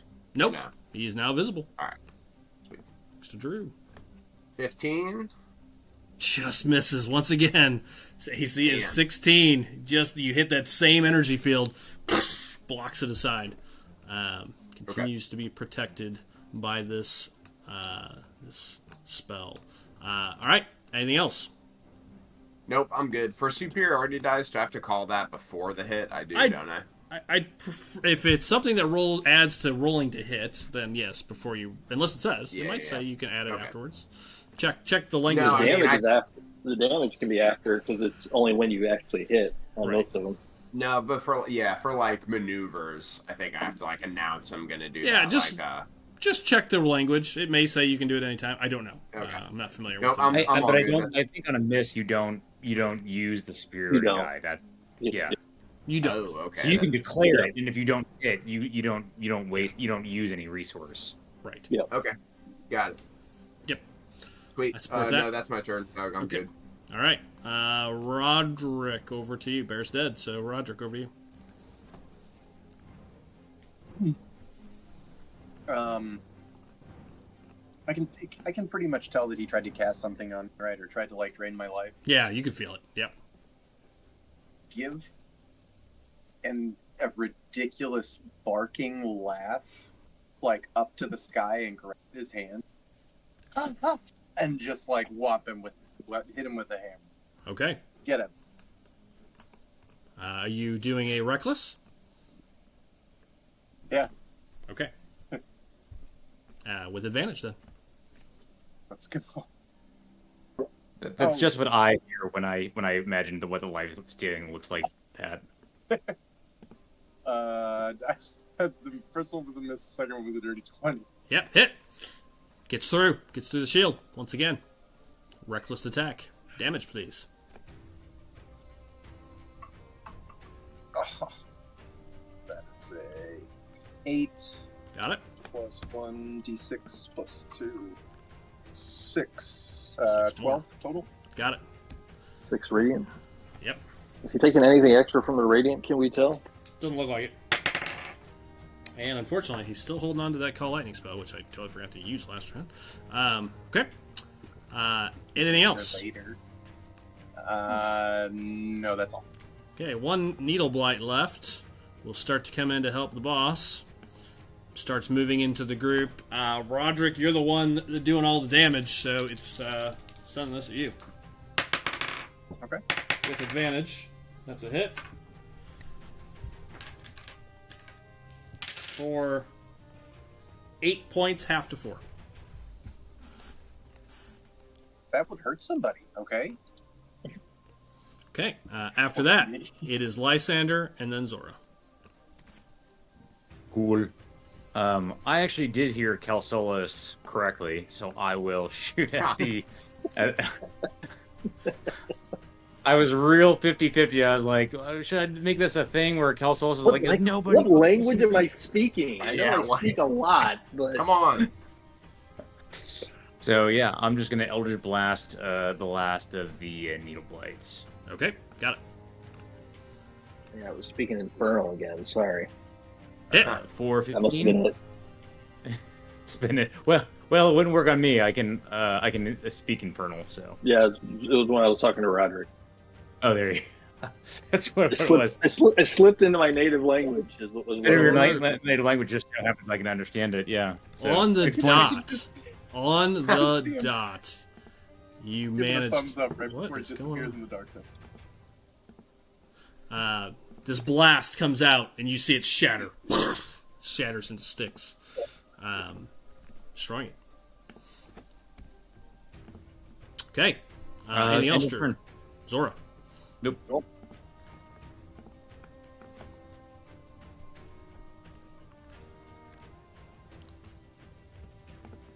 Jeff, Sorry, talking in the mute was on, yeah. Let me...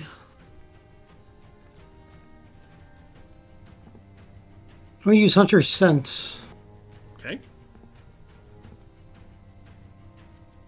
This allows me to see if the creature, which is that big tree, has any damage immunities, resistances, or vulnerabilities, and what they are if the creature is not hidden from divination magic. Got it. It is not hidden at current. It is resistant to bludgeoning and piercing. It is very vulnerable to fire.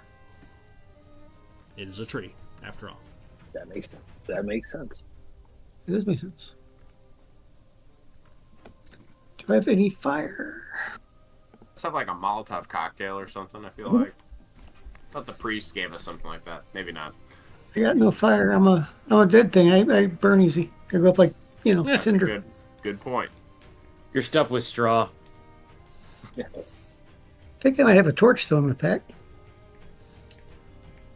Yeah, I'll do that. Okay. You want to light up a torch this round? Yep. Okay. All right. You can it'll take a round, but you can take a round to start lighting up a torch. Kind of get on the ground and light it up. Okay. Anything else?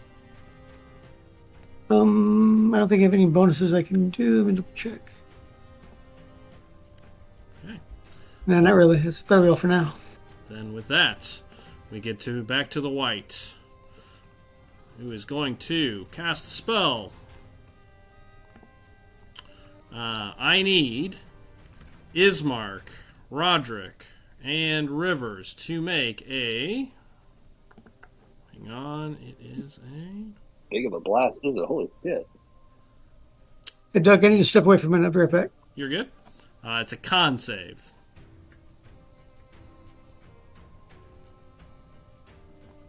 Still get advantage, right? Protection from good and evil. Still You do. Yep. What is he doing, Doug? Well, I'll tell you as soon as it's a con save. Oh, okay. Okay, sorry. I will color it out as soon as I get some rolls. 19 for me.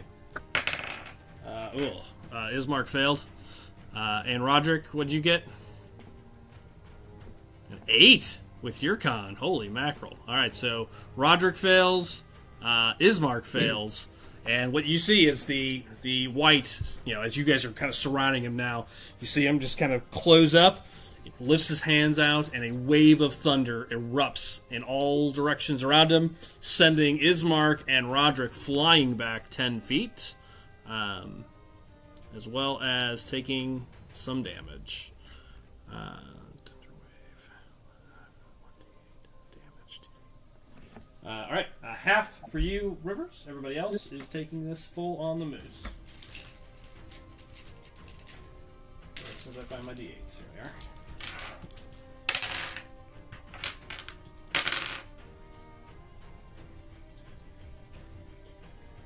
25 points of thunder damage. Roderick, that would be 12 to you, Rivers. 25 to Ismark. Ismark, are you okay? Ismark is down to 3 hit points. You see him go sprawling through the air, rolling across the ground. You probably hear some things crunch, probably maybe a broken rib or cracked rib, as he goes flying I don't away. think there's any. Ears are probably bleeding. Yeah. As this wave of thunder just erupts out in all directions.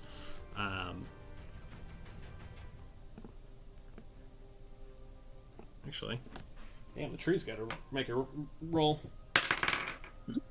Which it did. Did succeed, but does take some damage. So we'll take that for the team. Okay. Alright, so that's the whites go. He can't move because he was hoping to move everybody else. And the tree, Rivers, comes down at you with disadvantage. Man, that spell has saved you this entire time. 13. This tree branch comes down. Good spell. And that is everybody's go. And the white, you see some healing occur at the end of his round. Oops, I just did damage. Did that the wrong way. Okay. I forgot to do it. Rivers and Roderick, I need you to make con saves at the end of your round, please. You are in the field. Rivers, you just shake it off. Roderick, you do not. Wow, that's the same roll twice there, Pat. You have 1 level of exhaustion, Rivers. Roderick. You too. I need to put pictures of each of you up here with names or something. It's killing me. All right, Calsolis, over to you. All right, I'm going hisses to as the two of them fly through the air. I'm going to move up here, and then I'm going to take a shot at the skull on the pedestal here. Okay, let me roll to hit.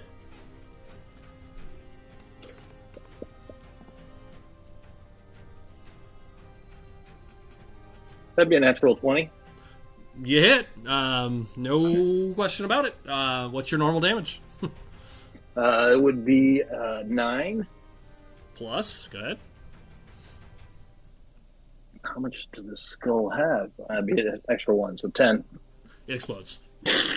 You see one of them, one of the skulls disappears. Okay. Anything else, Kelsos? Do I notice any change or anything? Yeah, you see the wave starts to kind of starts to destabilize a little bit. It's still up, but you can definitely see the effect is starting to lessen in the area. Feel like okay. The color starts Come to back, dim. Doug. Perfect. Okay. All right. After I do that, I look at Roderick, and I whisper, "Set in," and we take 16 points of healing back. Who was that? Roderick? Roderick, yeah. Okay. Pat, 16 back. Okay. It's just a wave of green energy just sort of comes up out of the ground and just kind of glows around you for a second, and then kind of fills you up. You hear Irina yell, "Ismark!" She's running towards Ismark this round. Starts trying to help him up. Rivers, over to you. Followed by Roderick. Ears bleeding.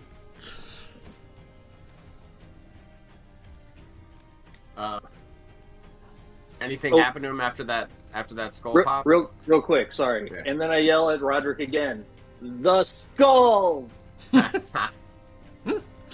Okay, you do. Yeah, you see you feel the weight of this energy field that you're around, it feels weaker, but it's still there. It's not been fully disrupted yet, but you can tell there's been an effect. Yeah, after Cal Solus yells that, I echo the same thing. As I'm getting ready to swing at this thing again, the skulls. Okay. Take a swing. No disadvantage, right? No disadvantage. No disadvantage, yeah. Okay. As you swing at him, he looks at you. Asmodeus will take your soul. Oh. 13. Goes wide, ducks underneath it this time. And you've not been able to hit this guy, man. My God. It's not even that high of an AC. It's only 16. I know. I've been in these very low middle rolls on this dude. I'm good. I still want to hold on to that action surge. And I'm probably gonna fucking die before I get to use it. But I guess we'll find out. Roderick, over to you. Yeah, I'm good. Yep. After Roderick, it'll be Lysander and Zora. Oh, cool. Darren walked away, so he might not be able to hear this. I can hear.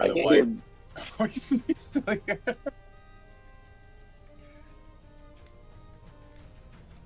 What are you doing? I'm running straight back up to the white. I'm gonna. I mean, it does make sense. He's in a rage. He is in rage. He's got the target in sight, and he's got to go. I'm actually going to.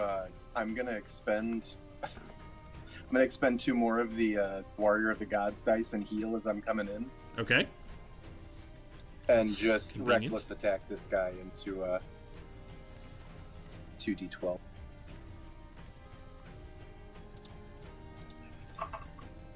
You make him sound dumber. Okay. Is that an action or a bonus action to heal? Bonus action. Okay. 18 points of healing. That's nice. You're almost back to full. You just as you come charging in, your wounds are just stitching back together with this golden light. All right. Then what? Right before as I'm winding up, say I can do that too. Oh, this is your moment. I can do this all day. Come on, Captain America. I can do this all day. Nat 20. It worked. He comes charging in and swings for the fences. All right, what's your normal damage? It's going to be big. 2d10 plus 6. Okay, so 1d10 plus 6, so 16 plus a d10. I already have the 16 taken off his hit points, so just give me the d10 roll. Plus the extra damage. I got it. Hold on. One thing at a time. 1d10 plus 9. Another 9. Got that. All right. Then your radiant damage is what? 1d6 plus 2? 2. So 8 plus a d6. I already got the 8. Plus another 2. Oh, good lord. That was big. 16, yeah. Wow, you just slam into him. Nice golf swing. Sorry. Definitely didn't listen to Cal Solus. Had to take care of some shit. You get to knock him back too, right? If you want. You can. Oh, man. If you Send want. him into the fucking tree. Okay. 10. Okay. Yep. Goes back to the tree. Oops.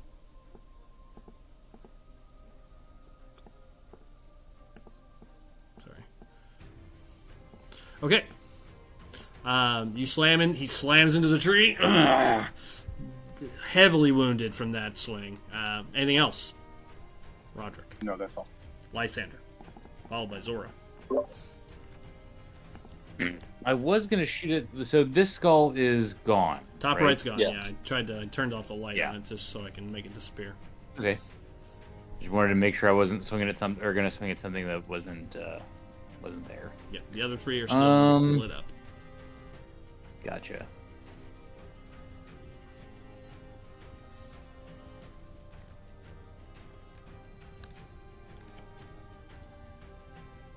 Move there. I'm still out of the field, right? You are, just barely. Yep. Yeah. I'm just skirting it, staying where I want to stay, and yeah, I'll take a Eldritch Blast at that skull. Okay. And Rivers and Roderick, I need con saves, please. At the end of your round. 19 hit. Nice. 19 hits. 24 save for me. You're good. 19 save. You're good. 5 points of damage to that skull. End of turn. Skull smashes and shatters.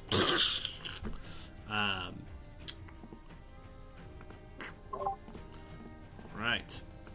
You feel the wave lightening even further around as this area is becoming de-sanctified. All right. After Kelsolis, or excuse me, Lysander, it's Zora. So Oh, and I got There's a skull up. big ol' con save. The Call Lightning is gone. I would hope so. I rolled a 1. Not like he was using it anyway. No, I wasn't. Yeah. I keep the Thunder Wave is far more effective for where we were there with 3 people around him. Right. Just out of curiosity, is this person a druid? Is that It is. their... He was a druid. Yeah, he's Yeah. a druid that's That's what I figured. raised. Yeah. The body of the druid who had a bear companion is what you're fighting, in white form. Zora. yeah. I'm looking 1 second. Sure. You lit a torch last time, if you remember. Yep, you lit the torch.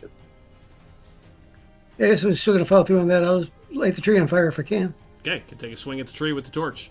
All right, so you stepping into it. Yep. Okay, I moved you in. You just take a couple steps towards it, slam this torch into it. You can't really miss, and it's fire. So I'm just gonna do this like a basically as a save, and have you do fire damage. Give me a D6 of fire damage, please, and double it. G6. 5, so double it would be 10. 10 points of fire damage. You start to see the tree start catching on fire. It lets out. We'll remove the curse from Right, this we're gonna grove. move Wait, back don't catch out the of there tree on now. fire. What's that? Doug, do I have enough movement to back out? I don't want to Yep. get myself on fire. Yep, you do. Yeah, I moved you 15, so 15 back. Fortune run. Yeah. You step Very back arson. as it just starts waving its branches around. Turn over. Thank you. All right, then he's a go. Mr. White. I'll look through my druid spells here. Doug, do I need to make a con save for that? Yes. You have enough. Yeah, you're still in the field. Yep. Con save. Did he have Well- enough movement to get out? You're good. Yep. Yep. No, I was exactly 30. I moved him in and out. All right. The White looks at you, Roderick. Very mad at what's been happening here. What's the range on this? 30 feet. Raises both hands at you. You see this black energy mixed with green start forming between his two hands, and a wave, just this bolt of energy comes at you. I need you to make a con save, please. It's been my weakness this evening. It really has, and it's something you're really good at. Got it. Ooh, not this time though. All right. Half damage on this boy as you feel your life drained away. What's the damage on this? It's a big boy. It's a big boy, Pat. Even at half. Do you take any resistance from necrotic? No. There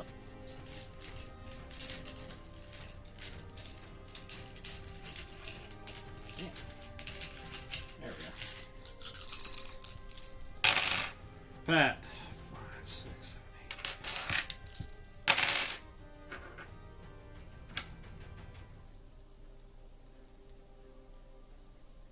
It's a lot of dice. I was gonna say I feel like that's 15 points of necrotic damage. That's halved, or that's Yeah, that was already halved. That was halved. It was 30. Yeah. So he cast Blight on you. 8d8. You feel this wave of death wash over you, but you fight it off. And finally, the tree, which has not been able to hit a goddamn thing, will take a swing down at Rivers. Oh, man, I should have kept this day job. Son of a bitch! Miss. I mean, Rivers hasn't hit anything either, so Yeah, that's true. Yeah, that's a good point. Yeah. It's really true. It's back to the top of the order. Did Ismark go? No, thank you. Sorry, he is very hurt. Can't get to the other skull. Yeah, he's gonna take 15 to get up, and then he's gonna move 15 here. He's gonna make his way towards this other skull, listening to the group. Not gonna engage with the white at this point. He'll take the dash action. 5, 10, 15, 20, 25, 30. He doesn't have any ranged on him? No, he does not. He does not. And then I'm going to look at his features here. I think he has second wind, just like, yep, he does. He's a fighter. He's going to second wind as well. That's a good idea. For good. 13 points of healing. All right. Okay. Calsolus, over to you. All right. I am going to move around here. This should keep me out of the field, correct? Yep, you're still out. Yep, so you stay out there. All right, and take a shot at the the other skull here in the corner. Okay. I will go ahead and tell you now, the AC is 12. Okay. That would be a 9. Just goes wide. Hits the blue energy and smashes. Yep. All right. Rivers. Followed Right, by Roderick.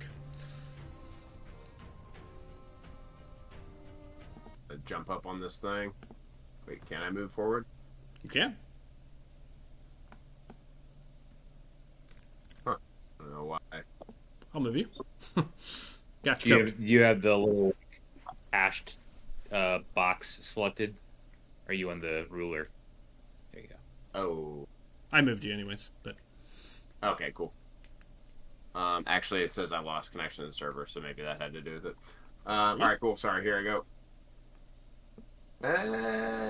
Yeah, here I go. Yes, there we go. Dirty There 20. it is. that's a hit. Thank God. The flail finally comes to life. 10 damage. Good roll too. 10 points. You see it slam into him.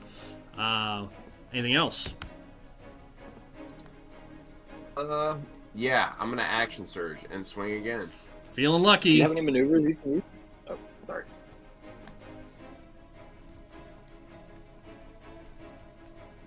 Oh, 15. It was on the 19. Back to the 15. Wait a minute. That is now a hit this round. His protection nice. is down by 1 with 2 skulls out. That is a hit. God, finally hit him with the 15. Took 3 tries. You're welcome. yeah, thank you. 6 on that one. 6 on that one. Ugh. Damn you. Okay, anything else? No, that's it. Roderick. Let's finish this. Followed by Lysander and Zora.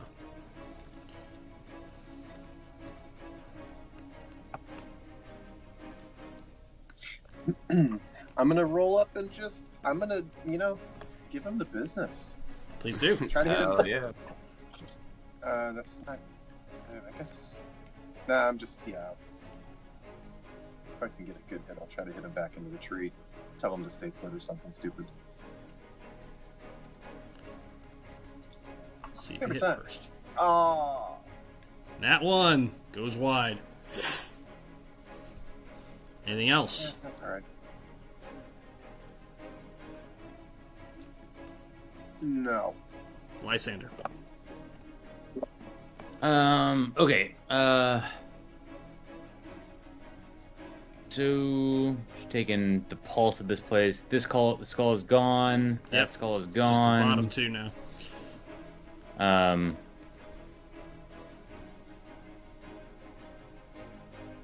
Yeah, I guess I think all the skulls are going to be spoken for. Yeah, he's close to 1. Ismark will get to the other one this round. Yeah, I want Ismark to take out one skull. I hate for people to die embarrassed. He did kill a couple of the blights, so, tree blights. He's not been useless. No, I kid. I just wanted to use the Princess Bride line. I will shoot at I'll fire an Eldritch Blast at the white. At the white, okay.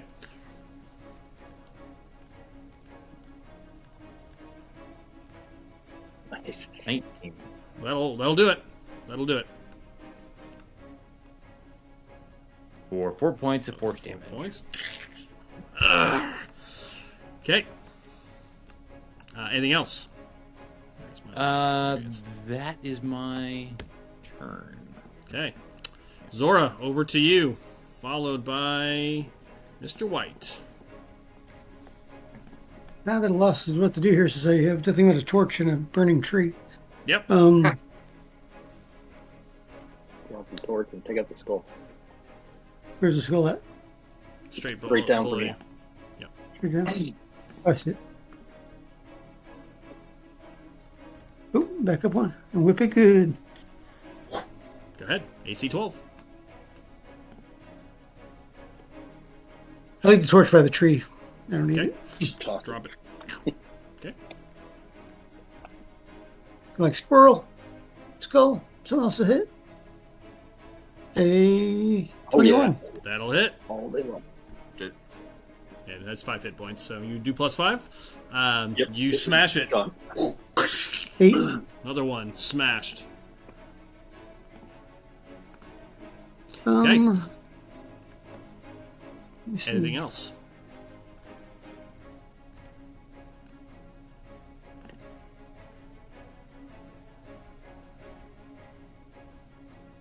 No, not now. Thank you. We're going to do another. Mr. White is going to once again try to get back. He's going to attempt another Thunder Wave. I need con saves from the two of you, please. You need a con save for me still for the being in the tree range? You technically can be out of it if you'd like. You'd only have to move over Okay. one. No, if I don't need to roll, I won't. Yeah. Con saves from Roderick and Rivers, please. I'm still on advantage, right? Yeah. Yeah. Yeah, I know Yep. I've asked that like 20 times, but I just want to make sure. I'm good. I got 26.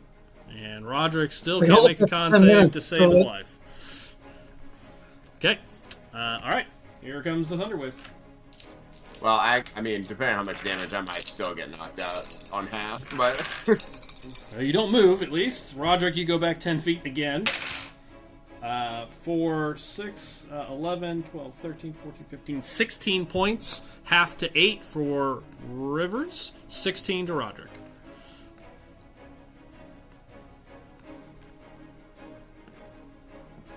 Hit points are fluctuating rather wildly Yeah, I see the that. last couple of rounds.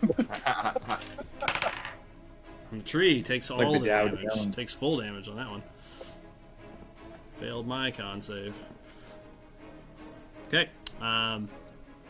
Does the tree also take damage? I did. Yeah. Yeah, I did it. I failed to save. The Okay. first time he made the save. The second time he didn't. Gotcha. You see parts of the branches kind of get crushed. And then it swings down at Rivers one last time.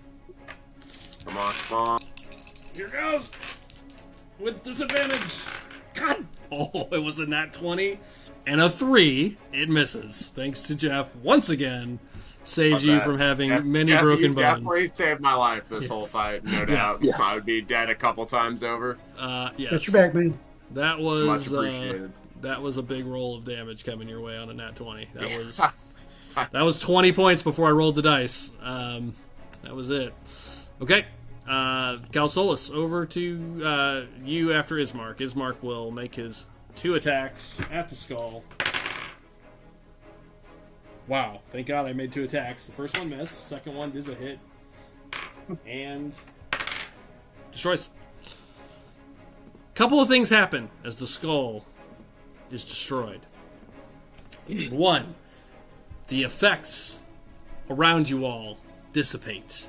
This wave of nausea, and immediately just you see the white sort of look around, and you see the wounds that have been healing stop healing immediately.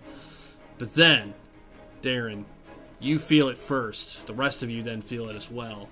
You feel this wave of just holy goodness rip out from the ground. You just feel like a wave washes over everyone.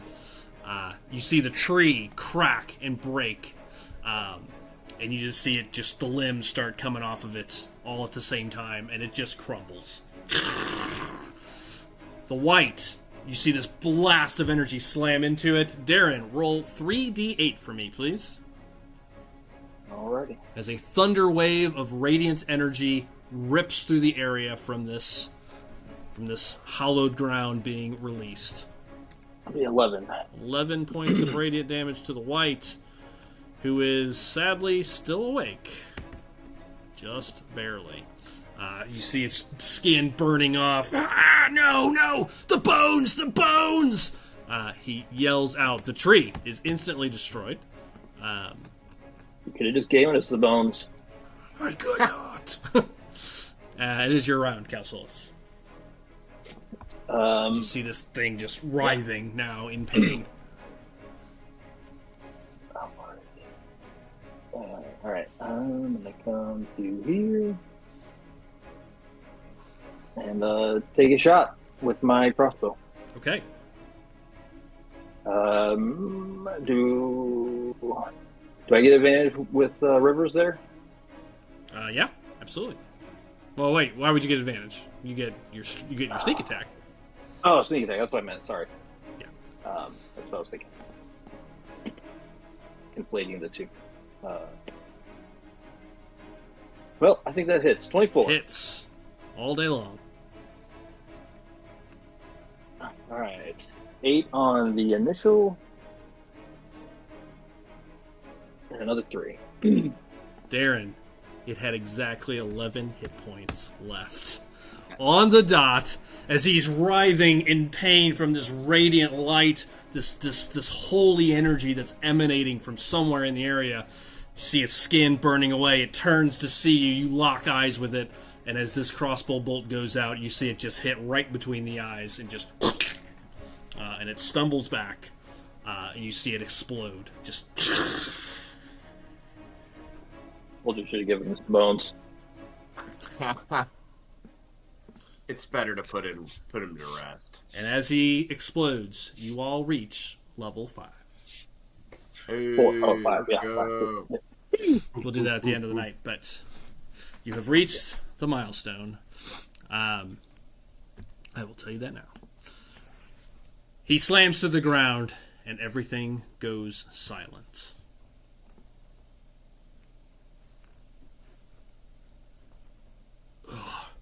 Ismark is heavily wounded.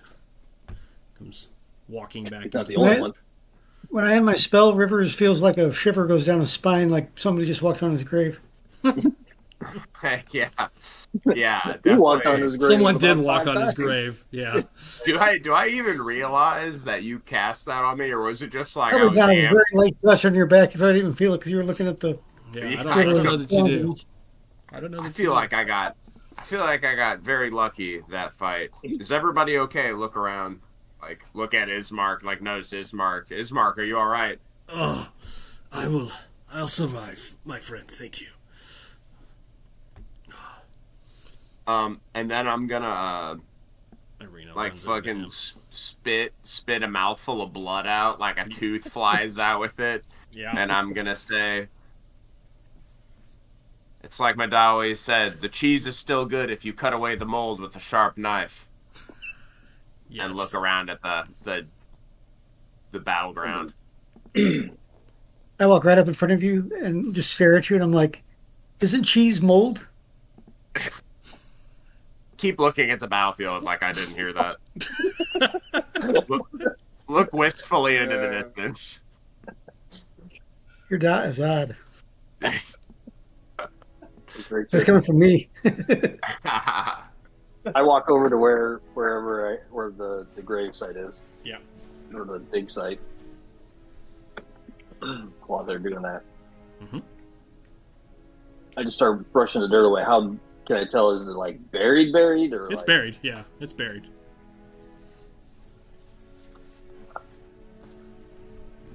You guys want to help me get this out of here? No, toss my hammer down on the ground and sit on my butt. I'll help. Cool. Yeah, I'll go help. What does he do? A little sketch, honestly, digging up bones in the desecrated holy site in the forest, but like, fuck it, Unholy whatever. site. it's like negative holy Bones just site. saved our ass. So Yeah. I'm always looking for spare parts.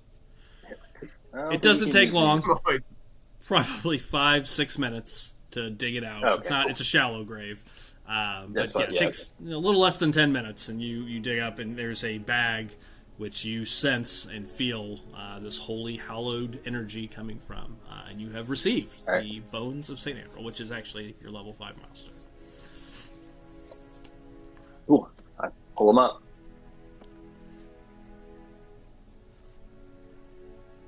Let's get the hell out of here.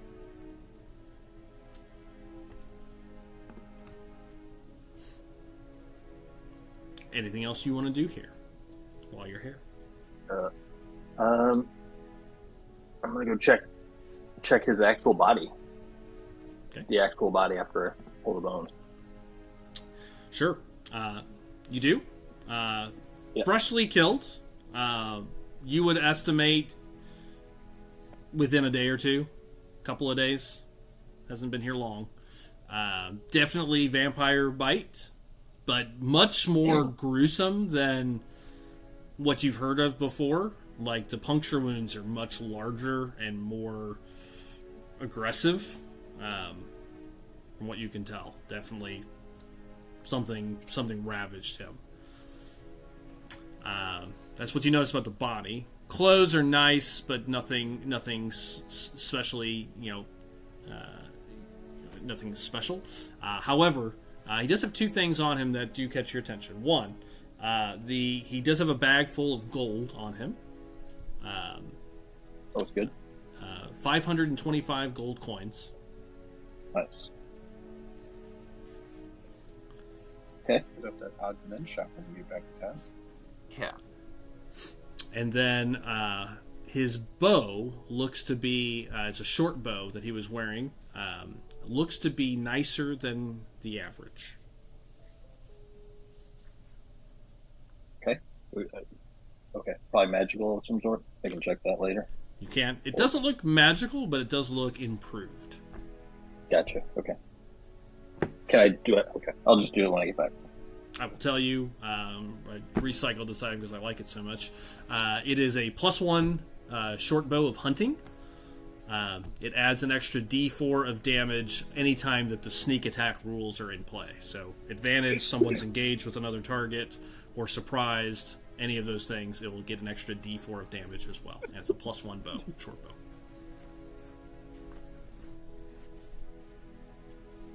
Okay. Got it.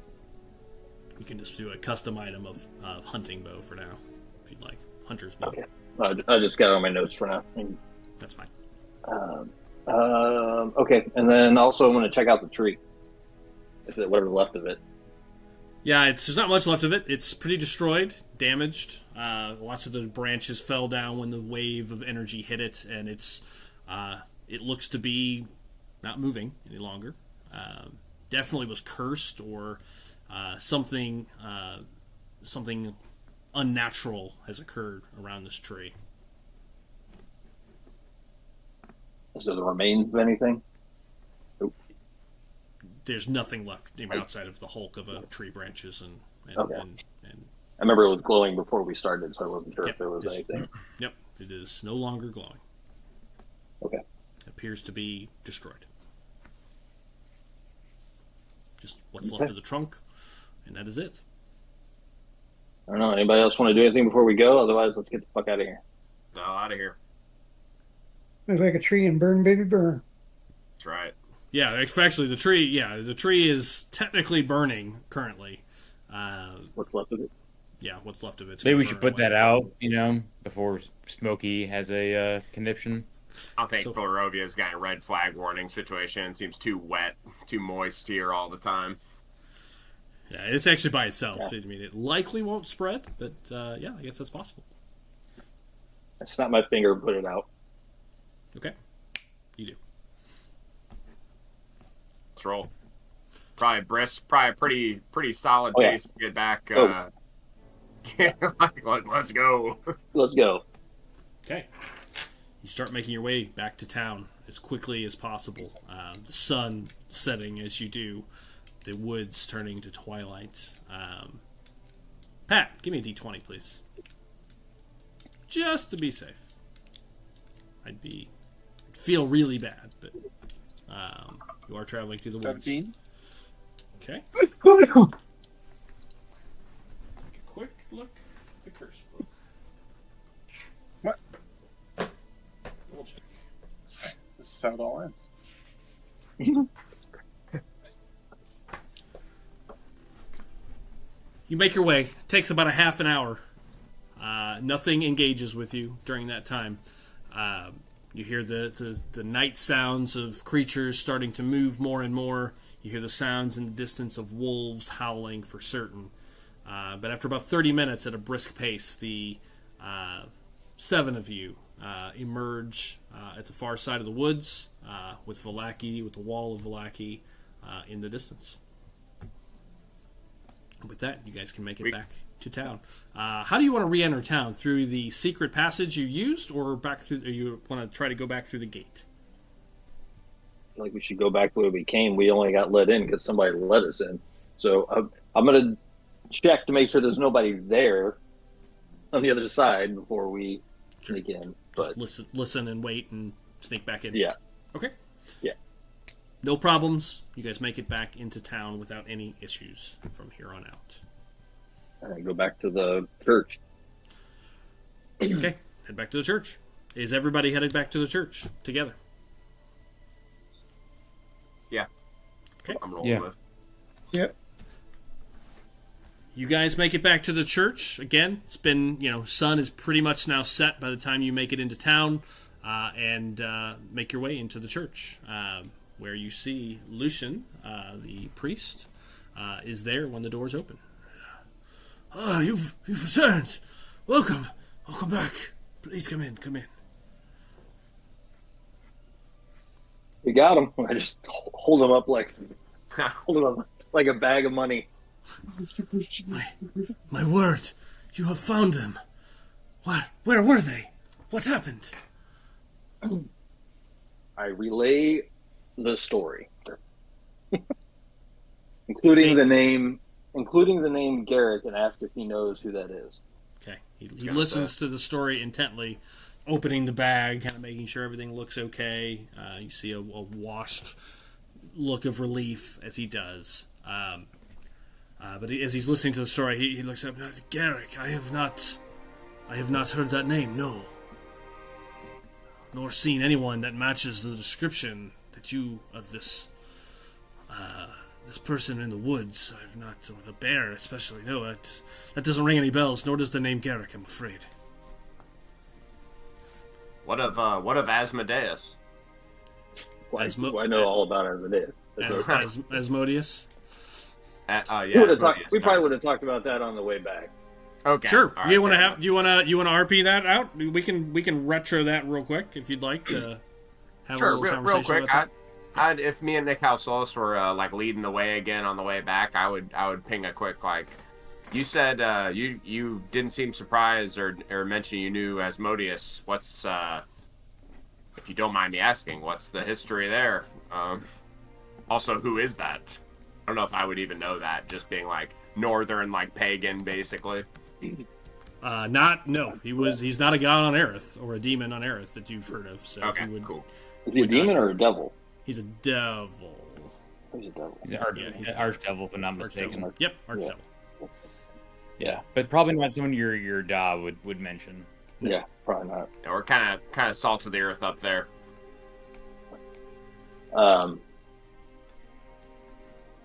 Yeah, he Asmodeus is one of the archdevils of the Hells.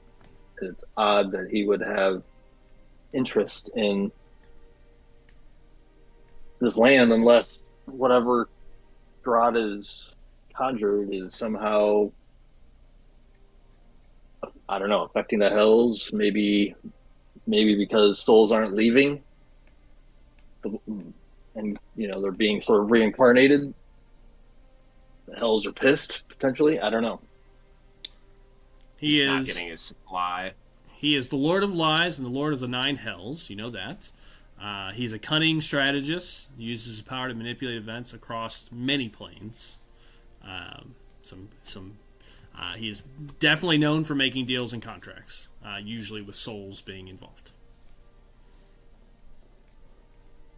Someone, ask Calsolis, do your people worship him? My people? Yeah. And I literally say it that way. Yeah, no, like River's asking, like accidentally kind of racist, like from the middle of nowhere. Like, do your people worship this guy, or No. Maybe sense that I've offended and kind of back off a little bit. Like as much like disdain, not at you, but at the comment as possible. Right. Understood. So from what he was saying, Asmodeus was commanding, was he was there because of him.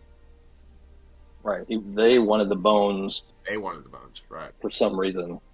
To use against Strahd, from what it sounded like. Seems there's more large scale forces at play here than we initially thought there were. Yeah. So, Doug, remind me again. So Garrick wanted the bones and then betrayed him? Yes, he was hired by Garrick to pay for the bones, and then he was betrayed. Specifically, is what he said. So that probably has nothing to do with Asmodeus. Nope. Well, that's even stranger. And I quote: "He wanted no witnesses left behind as they prepared for the feast of Saint Andros." That's right. And I quote: "For the feast." Yep, for the feast of Saint Andros. Were they just going to feast on Saint Andros? I mean, that's Saint Andros is the bones and or the name of the church. What was the name of the dude, right? That's the dude's bones, right? Yes, but the church is named after the bones. Yeah.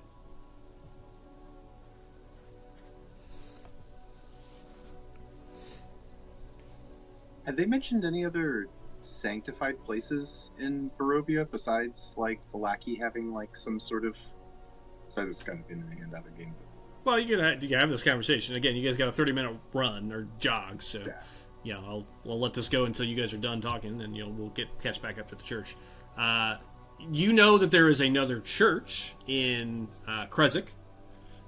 You don't know if it's sanctified like this one is, because the church in Barovia was not sanctified; it was not hallowed ground. But there is a church in Krezk. Stop him on that. Like, is there anyone that's like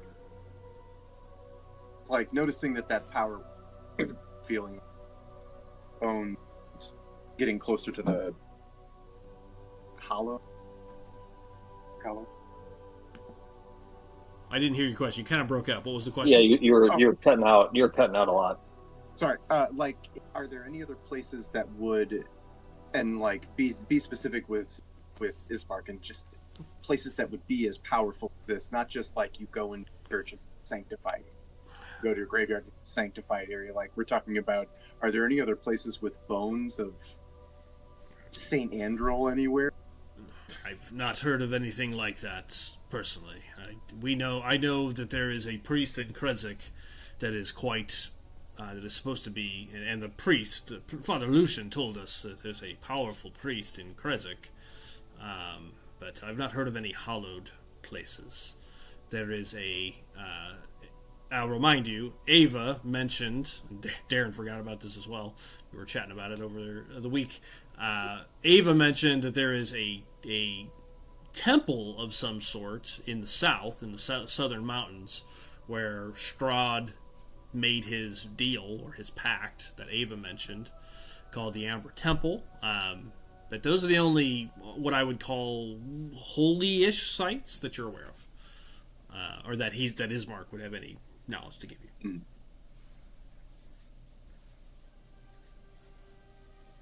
And then the other building you guys heard about, not holy by any means, that we've, just recovering all the different kind of points of interest here. Beyond the Wizard. The dragon place. Yeah. The Silver Dragon. Yeah, the Order of the Silver Dragon. Which was a group of holy knights led by a dragon, a silver dragon, to fight against Strahd, and who lost. A dragon lost? You didn't say that when we signed up for this. Yes. Well, he I did thought it when he was told just you about the you. place. He said the dragon was killed, and I believe he told you, if not, I would have told you, that the head of the dragon was cut off and taken back as a prize to Castle Ravenloft. Yeah, we talked about that. Yeah, I thought I said that. Yeah. Okay. I need to relook over my contract, guys. You were all in. What are you talking about? There's no way out currently. So, yeah. All right. Anything else on your 30-minute walk? Anything else you guys want to expound upon during that time before you get back to the actual church? As while we're going, I guess we can talk about it. As it stands now, with these bones, this is most likely the safest place for Irina here at this church that we know of. Agree with you. Just for now. We don't know what's at that other church. We don't even know. They said, I forget who said that priest might be a little crazy or something. I can't remember what. No, they said the priest in Barovia was crazy, and you met him. No, the other priest was mentioned as something. It was like something. He's a little bit renegade, isn't he? Like, wasn't he a little like power hungry or something, or had started something kind of wacky? Yeah, he started like a religious revolution in Kresik, and you also learned that they are not. Basically, the whole town has been shut down. They're not letting, they haven't been letting people in or out. You did hear all that. Yeah. So even though we sort of said we were coming here, it might be the best place, and I kind of have an idea for how we might be able to throw off the trail with the Vistani, potentially, if we decide to stay here. Or if Arena and Ismark decide to stay here. What's the idea? There's a Vistani camp nearby, right? Yep. Yeah. That's where Dragomir supposedly is. What's that? That's where Dragomir supposedly was headed. Okay, hold Your on. guide that brought you here. Yeah, I know yeah. he's on Ethan's hit list, so I mentioned it. Pat.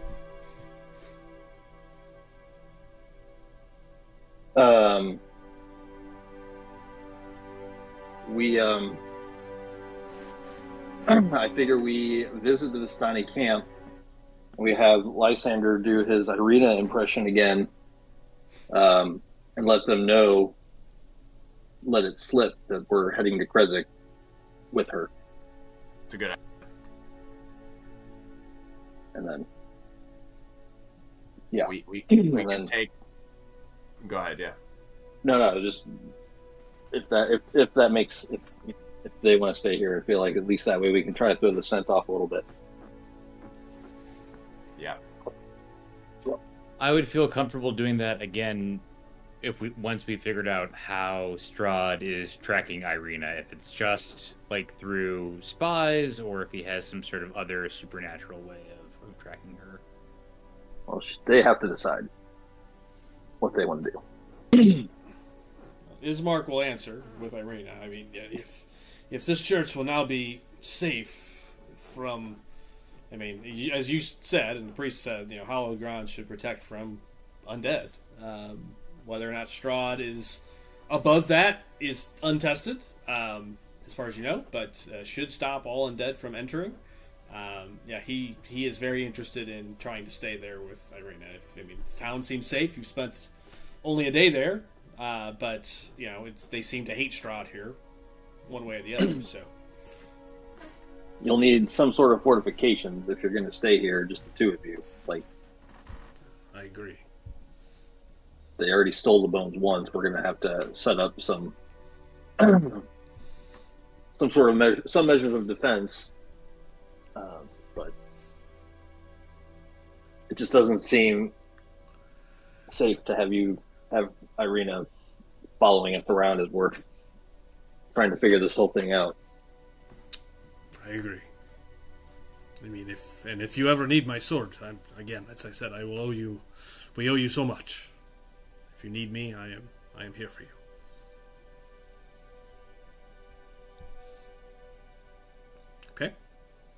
Any other conversation along your run to the church? Should I bring us back to current time? Prepare to fast forward. Prepare to fast forward. Try to fast forward. Fast forward. So, once again, you make it to the church. He looks at the bones. Everything is said. We are now caught back up. You've had that conversation along the way. Do you mention Asmodeus to him?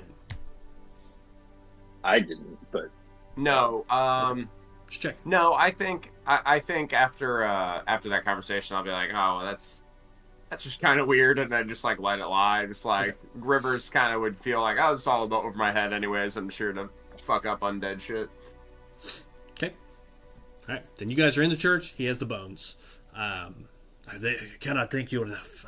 And it's now almost dark. You do have dinner in the next hour or so, as a reminder.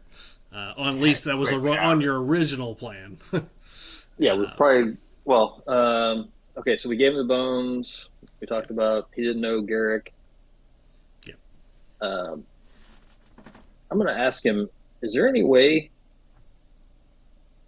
Is there anything that you can do to, like, bless our weapons to make them more effective against undead? I'm afraid not. I mean, not for any long period of time. Short periods of time, yes. I mean, if I was to accompany you, I could cast. There are certain incantations I know, but I'm afraid. You can just give us a bunch of holy water, and we can just pour it all over our weapons. Do you know of anyone who could? Any sort of like enchanter or anywhere in town or even nearby that might be able to do such a thing? Not here. I mean, the blacksmith can probably silver weapons, which will certainly help for some of the creatures in Barovia. But magical incantations have long... This land has been long bereft of magical incanters or artificers of that type. There are, from time to time, those from other lands have brought them, and they are... You may find some. There's a collector across the street from the church who usually sells certain things that's been found. Otherwise, I mean, it's only what you can find out there. Madame Ava used to speak of a magical weapon to help fight against the darkness, a sword that she has mentioned before. That could be very useful. She called it. Do you know anything about it? She referred to it as a sword of pure light. It has been lost for some time. It was... Thinks about it. I think she said it was... Strahd's brother had it. And then it was lost when he was killed.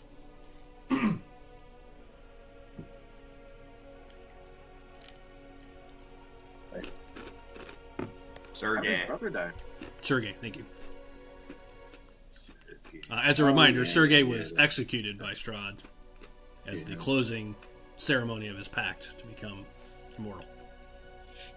He was the blood pact.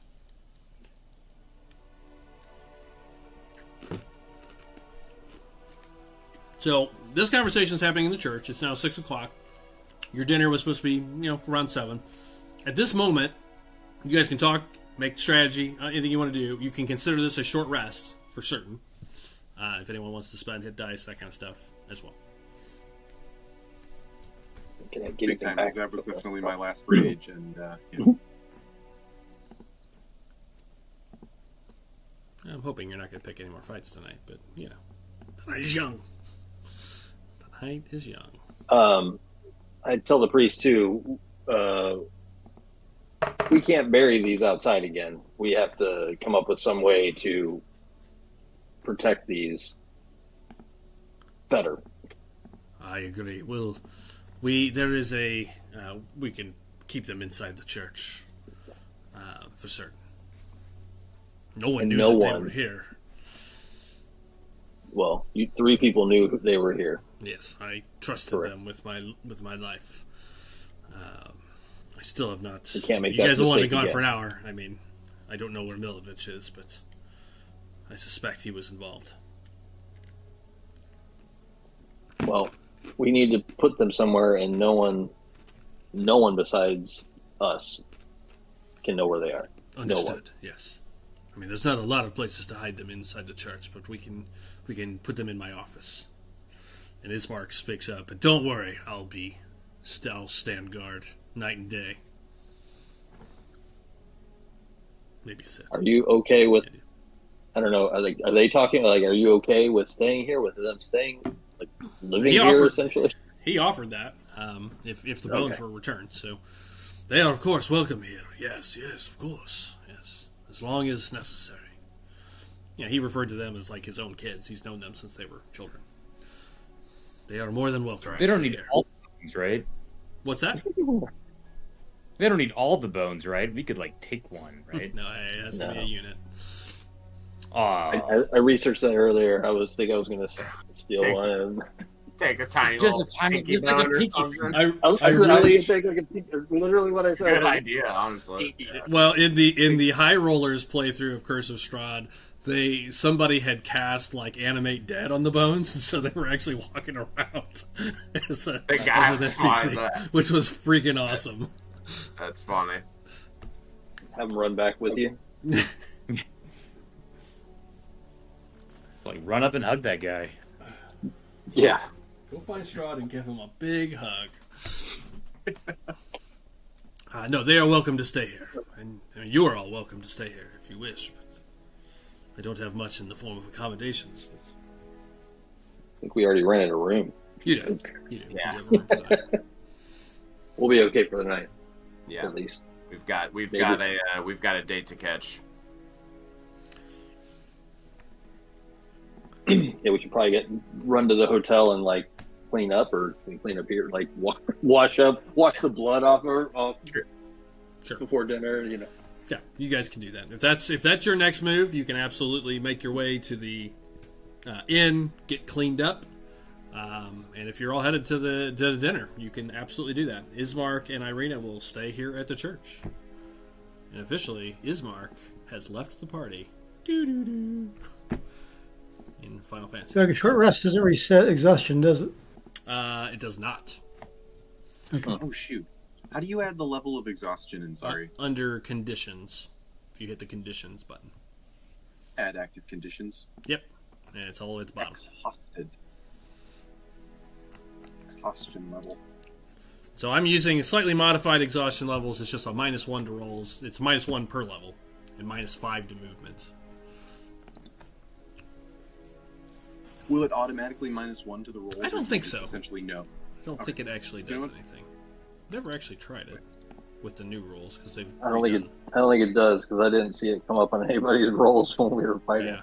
18 plus 6 is 24. No, it does not. I put one on Ismark. Okay, so is that the plan? I mean, do you guys want to discuss any other strategy before this dinner? I mean, we're getting close to ending time, so if you guys want to use this time to discuss your next steps, or if you want to have some of the dinner, we can start the conversation. That'll assume happen, but we won't get too far. We talked about going to the camp.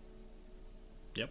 I also want to do the like while we're here, because I think it's just across the body of water, isn't it? Go to the wizard, the last known wizard location. He is across the lake. So yeah, I think that's probably a good conversation here. Is you're going to have this dinner. What's next? You've got the cards and some cryptic hints there. You've got and a lot of other kind of points of interest now. Maybe that's where we'll wrap. We'll do the dinner next game as we start. Maybe just take the next couple minutes for you guys to discuss what your next move is, so I can be kind of starting to plan the next few sessions. Well, once we have time to sit and think. Well, you can do that now. You can do that. Well, now. no, I mean, not if we're getting ready to go to dinner. I mean, I want to, as a character, once we have, after dinner, I'd like to spend some time with the cards to think about what they mean, or what we can, based on what we've learned, if there are things. I feel like there's a few things. Hold on, let me pull them up. I've got them somewhere. Well, Doug already potentially told us what the weapon was. It's probably the sword that Sergei. Yeah, I had a note. I actually had a note. We also have, just listing off all the options that are in town, we have that odd wagon near the shop district. I listed that off. The missing kids with the orphanage. Ethan's the wizard north of Zervach Lake, and the missing wine. And the missing wine. Hella side quest, Jesus. Yeah, this is the game. It opens here. Yeah. So. Yeah. Wasn't there also, like, did we kill a bunch of wolves? Shouldn't we, like, go get those wolves' heads and also, like... cash them in. And I mean, the Knights of the Silver Dragon or whatever, like, you know, I don't know, we don't necessarily need to make a point to, like, just go there, but it's like, you know, that sounds like there's some kind of sick thing there that can kill undead shit, so... Most likely that is where the sword is at, based on the card. Yeah. Which, okay. Character-wise, player-wise, I already started to figure that out, but character-wise, that's what I would think we would need. Character-wise, I haven't had a chance to actually read the cards since we had the reading, because we've been on the run ever since. So I was thinking once we had a chance to long rest, I was going to spend time, like, studying the cards and thinking about all the stuff we've done. But that was my thought, that the weapon is probably there based on the reading. No, I agree. It'd be cool to do like a in-character, like table session basically after the dinner, assuming nothing gets fucked up. For like, I don't know how much chunk of DM time the dinner is, Doug, but like to help you with what's after that. Is that what you're looking for? Yeah, I was just curious if there was something you guys were interested specifically in going to, so I could be planning around it. So, but yeah, I mean, the dinner will take probably, I am at, depending on how it goes, probably about 20 minutes of game time, maybe 30. And then sounds like you're going to have a card conversation after that. So we have a pretty heavy RP session next game. Wouldn't be bad, like for like also to just get some more context, like, you know, keep the Krezk or Vallaki story kind of developing too. We could do one of those Vallaki side quests, like the children or the wine, if it like was presented itself or we were able to do that, because I'm forgetting about like the festival shit too that's going on, and there's that whole vibe as well. There's a festival in 3 days. Yes, there's a festival, which we'll probably learn more about that during the dinner, so that might open itself up. Yeah, and you know that you haven't met the Vallaki Baron yet. You met his lackey. We met the dojo or the Major Domo. You know they're interested in the wine. You know, he specifically was looking to figure out why the wine was missing. I think Darren said it best. You know, if you're looking to get in good with the Baron, that's certainly probably an opportunity. Yeah. Yep. Wine is sort of what makes, you've kind of gathered, I've kind of glossed over it a little bit, but you can tell wine is discussed in every town relatively a lot. It is sort of like the one good thing in Barovia for these people. So, like, that's like the one thing they look forward to is this really good wine. So, that's right out of the book. So where is this wine coming from? Doesn't look like there's a lot of orchards around here. The owner of the inn told you there is. His family owns the winery. It is south of Krezk, is what he told you. It's called the Wizard of the Wines Winery. He did tell you that. Okay. Well, there's a lot of details happening there. We have 8 minutes, so I'm not going to start the dinner with 8 minutes. I think we'll just wrap there tonight. You guys can level up to 5 and think about that, and we'll go from there. Yeah. So that's heavy hitters get 2 attacks. That's what I'm talking about. I've been waiting for that. Actually, improve my Eldritch Blast, but with Agonizing Blast. Now I can add in my Charisma modifier to it. Yeah. Bumped it by 5 points. Big level, which is good, because you can tell the stakes got a little bit higher there. It was a pretty powerful little AV there. Big fight for level 5. Almost took a few people out there. That was... You did enough points to me to kill me. like Yep. without a doubt. I'm still testing. kill me. Like, I don't, I'll just say as a DM now, we played Elidorus, our last game, for 2 years, and I felt like towards the end, although the characters were so powerful, I was starting to understand like how much I can push to make it interesting.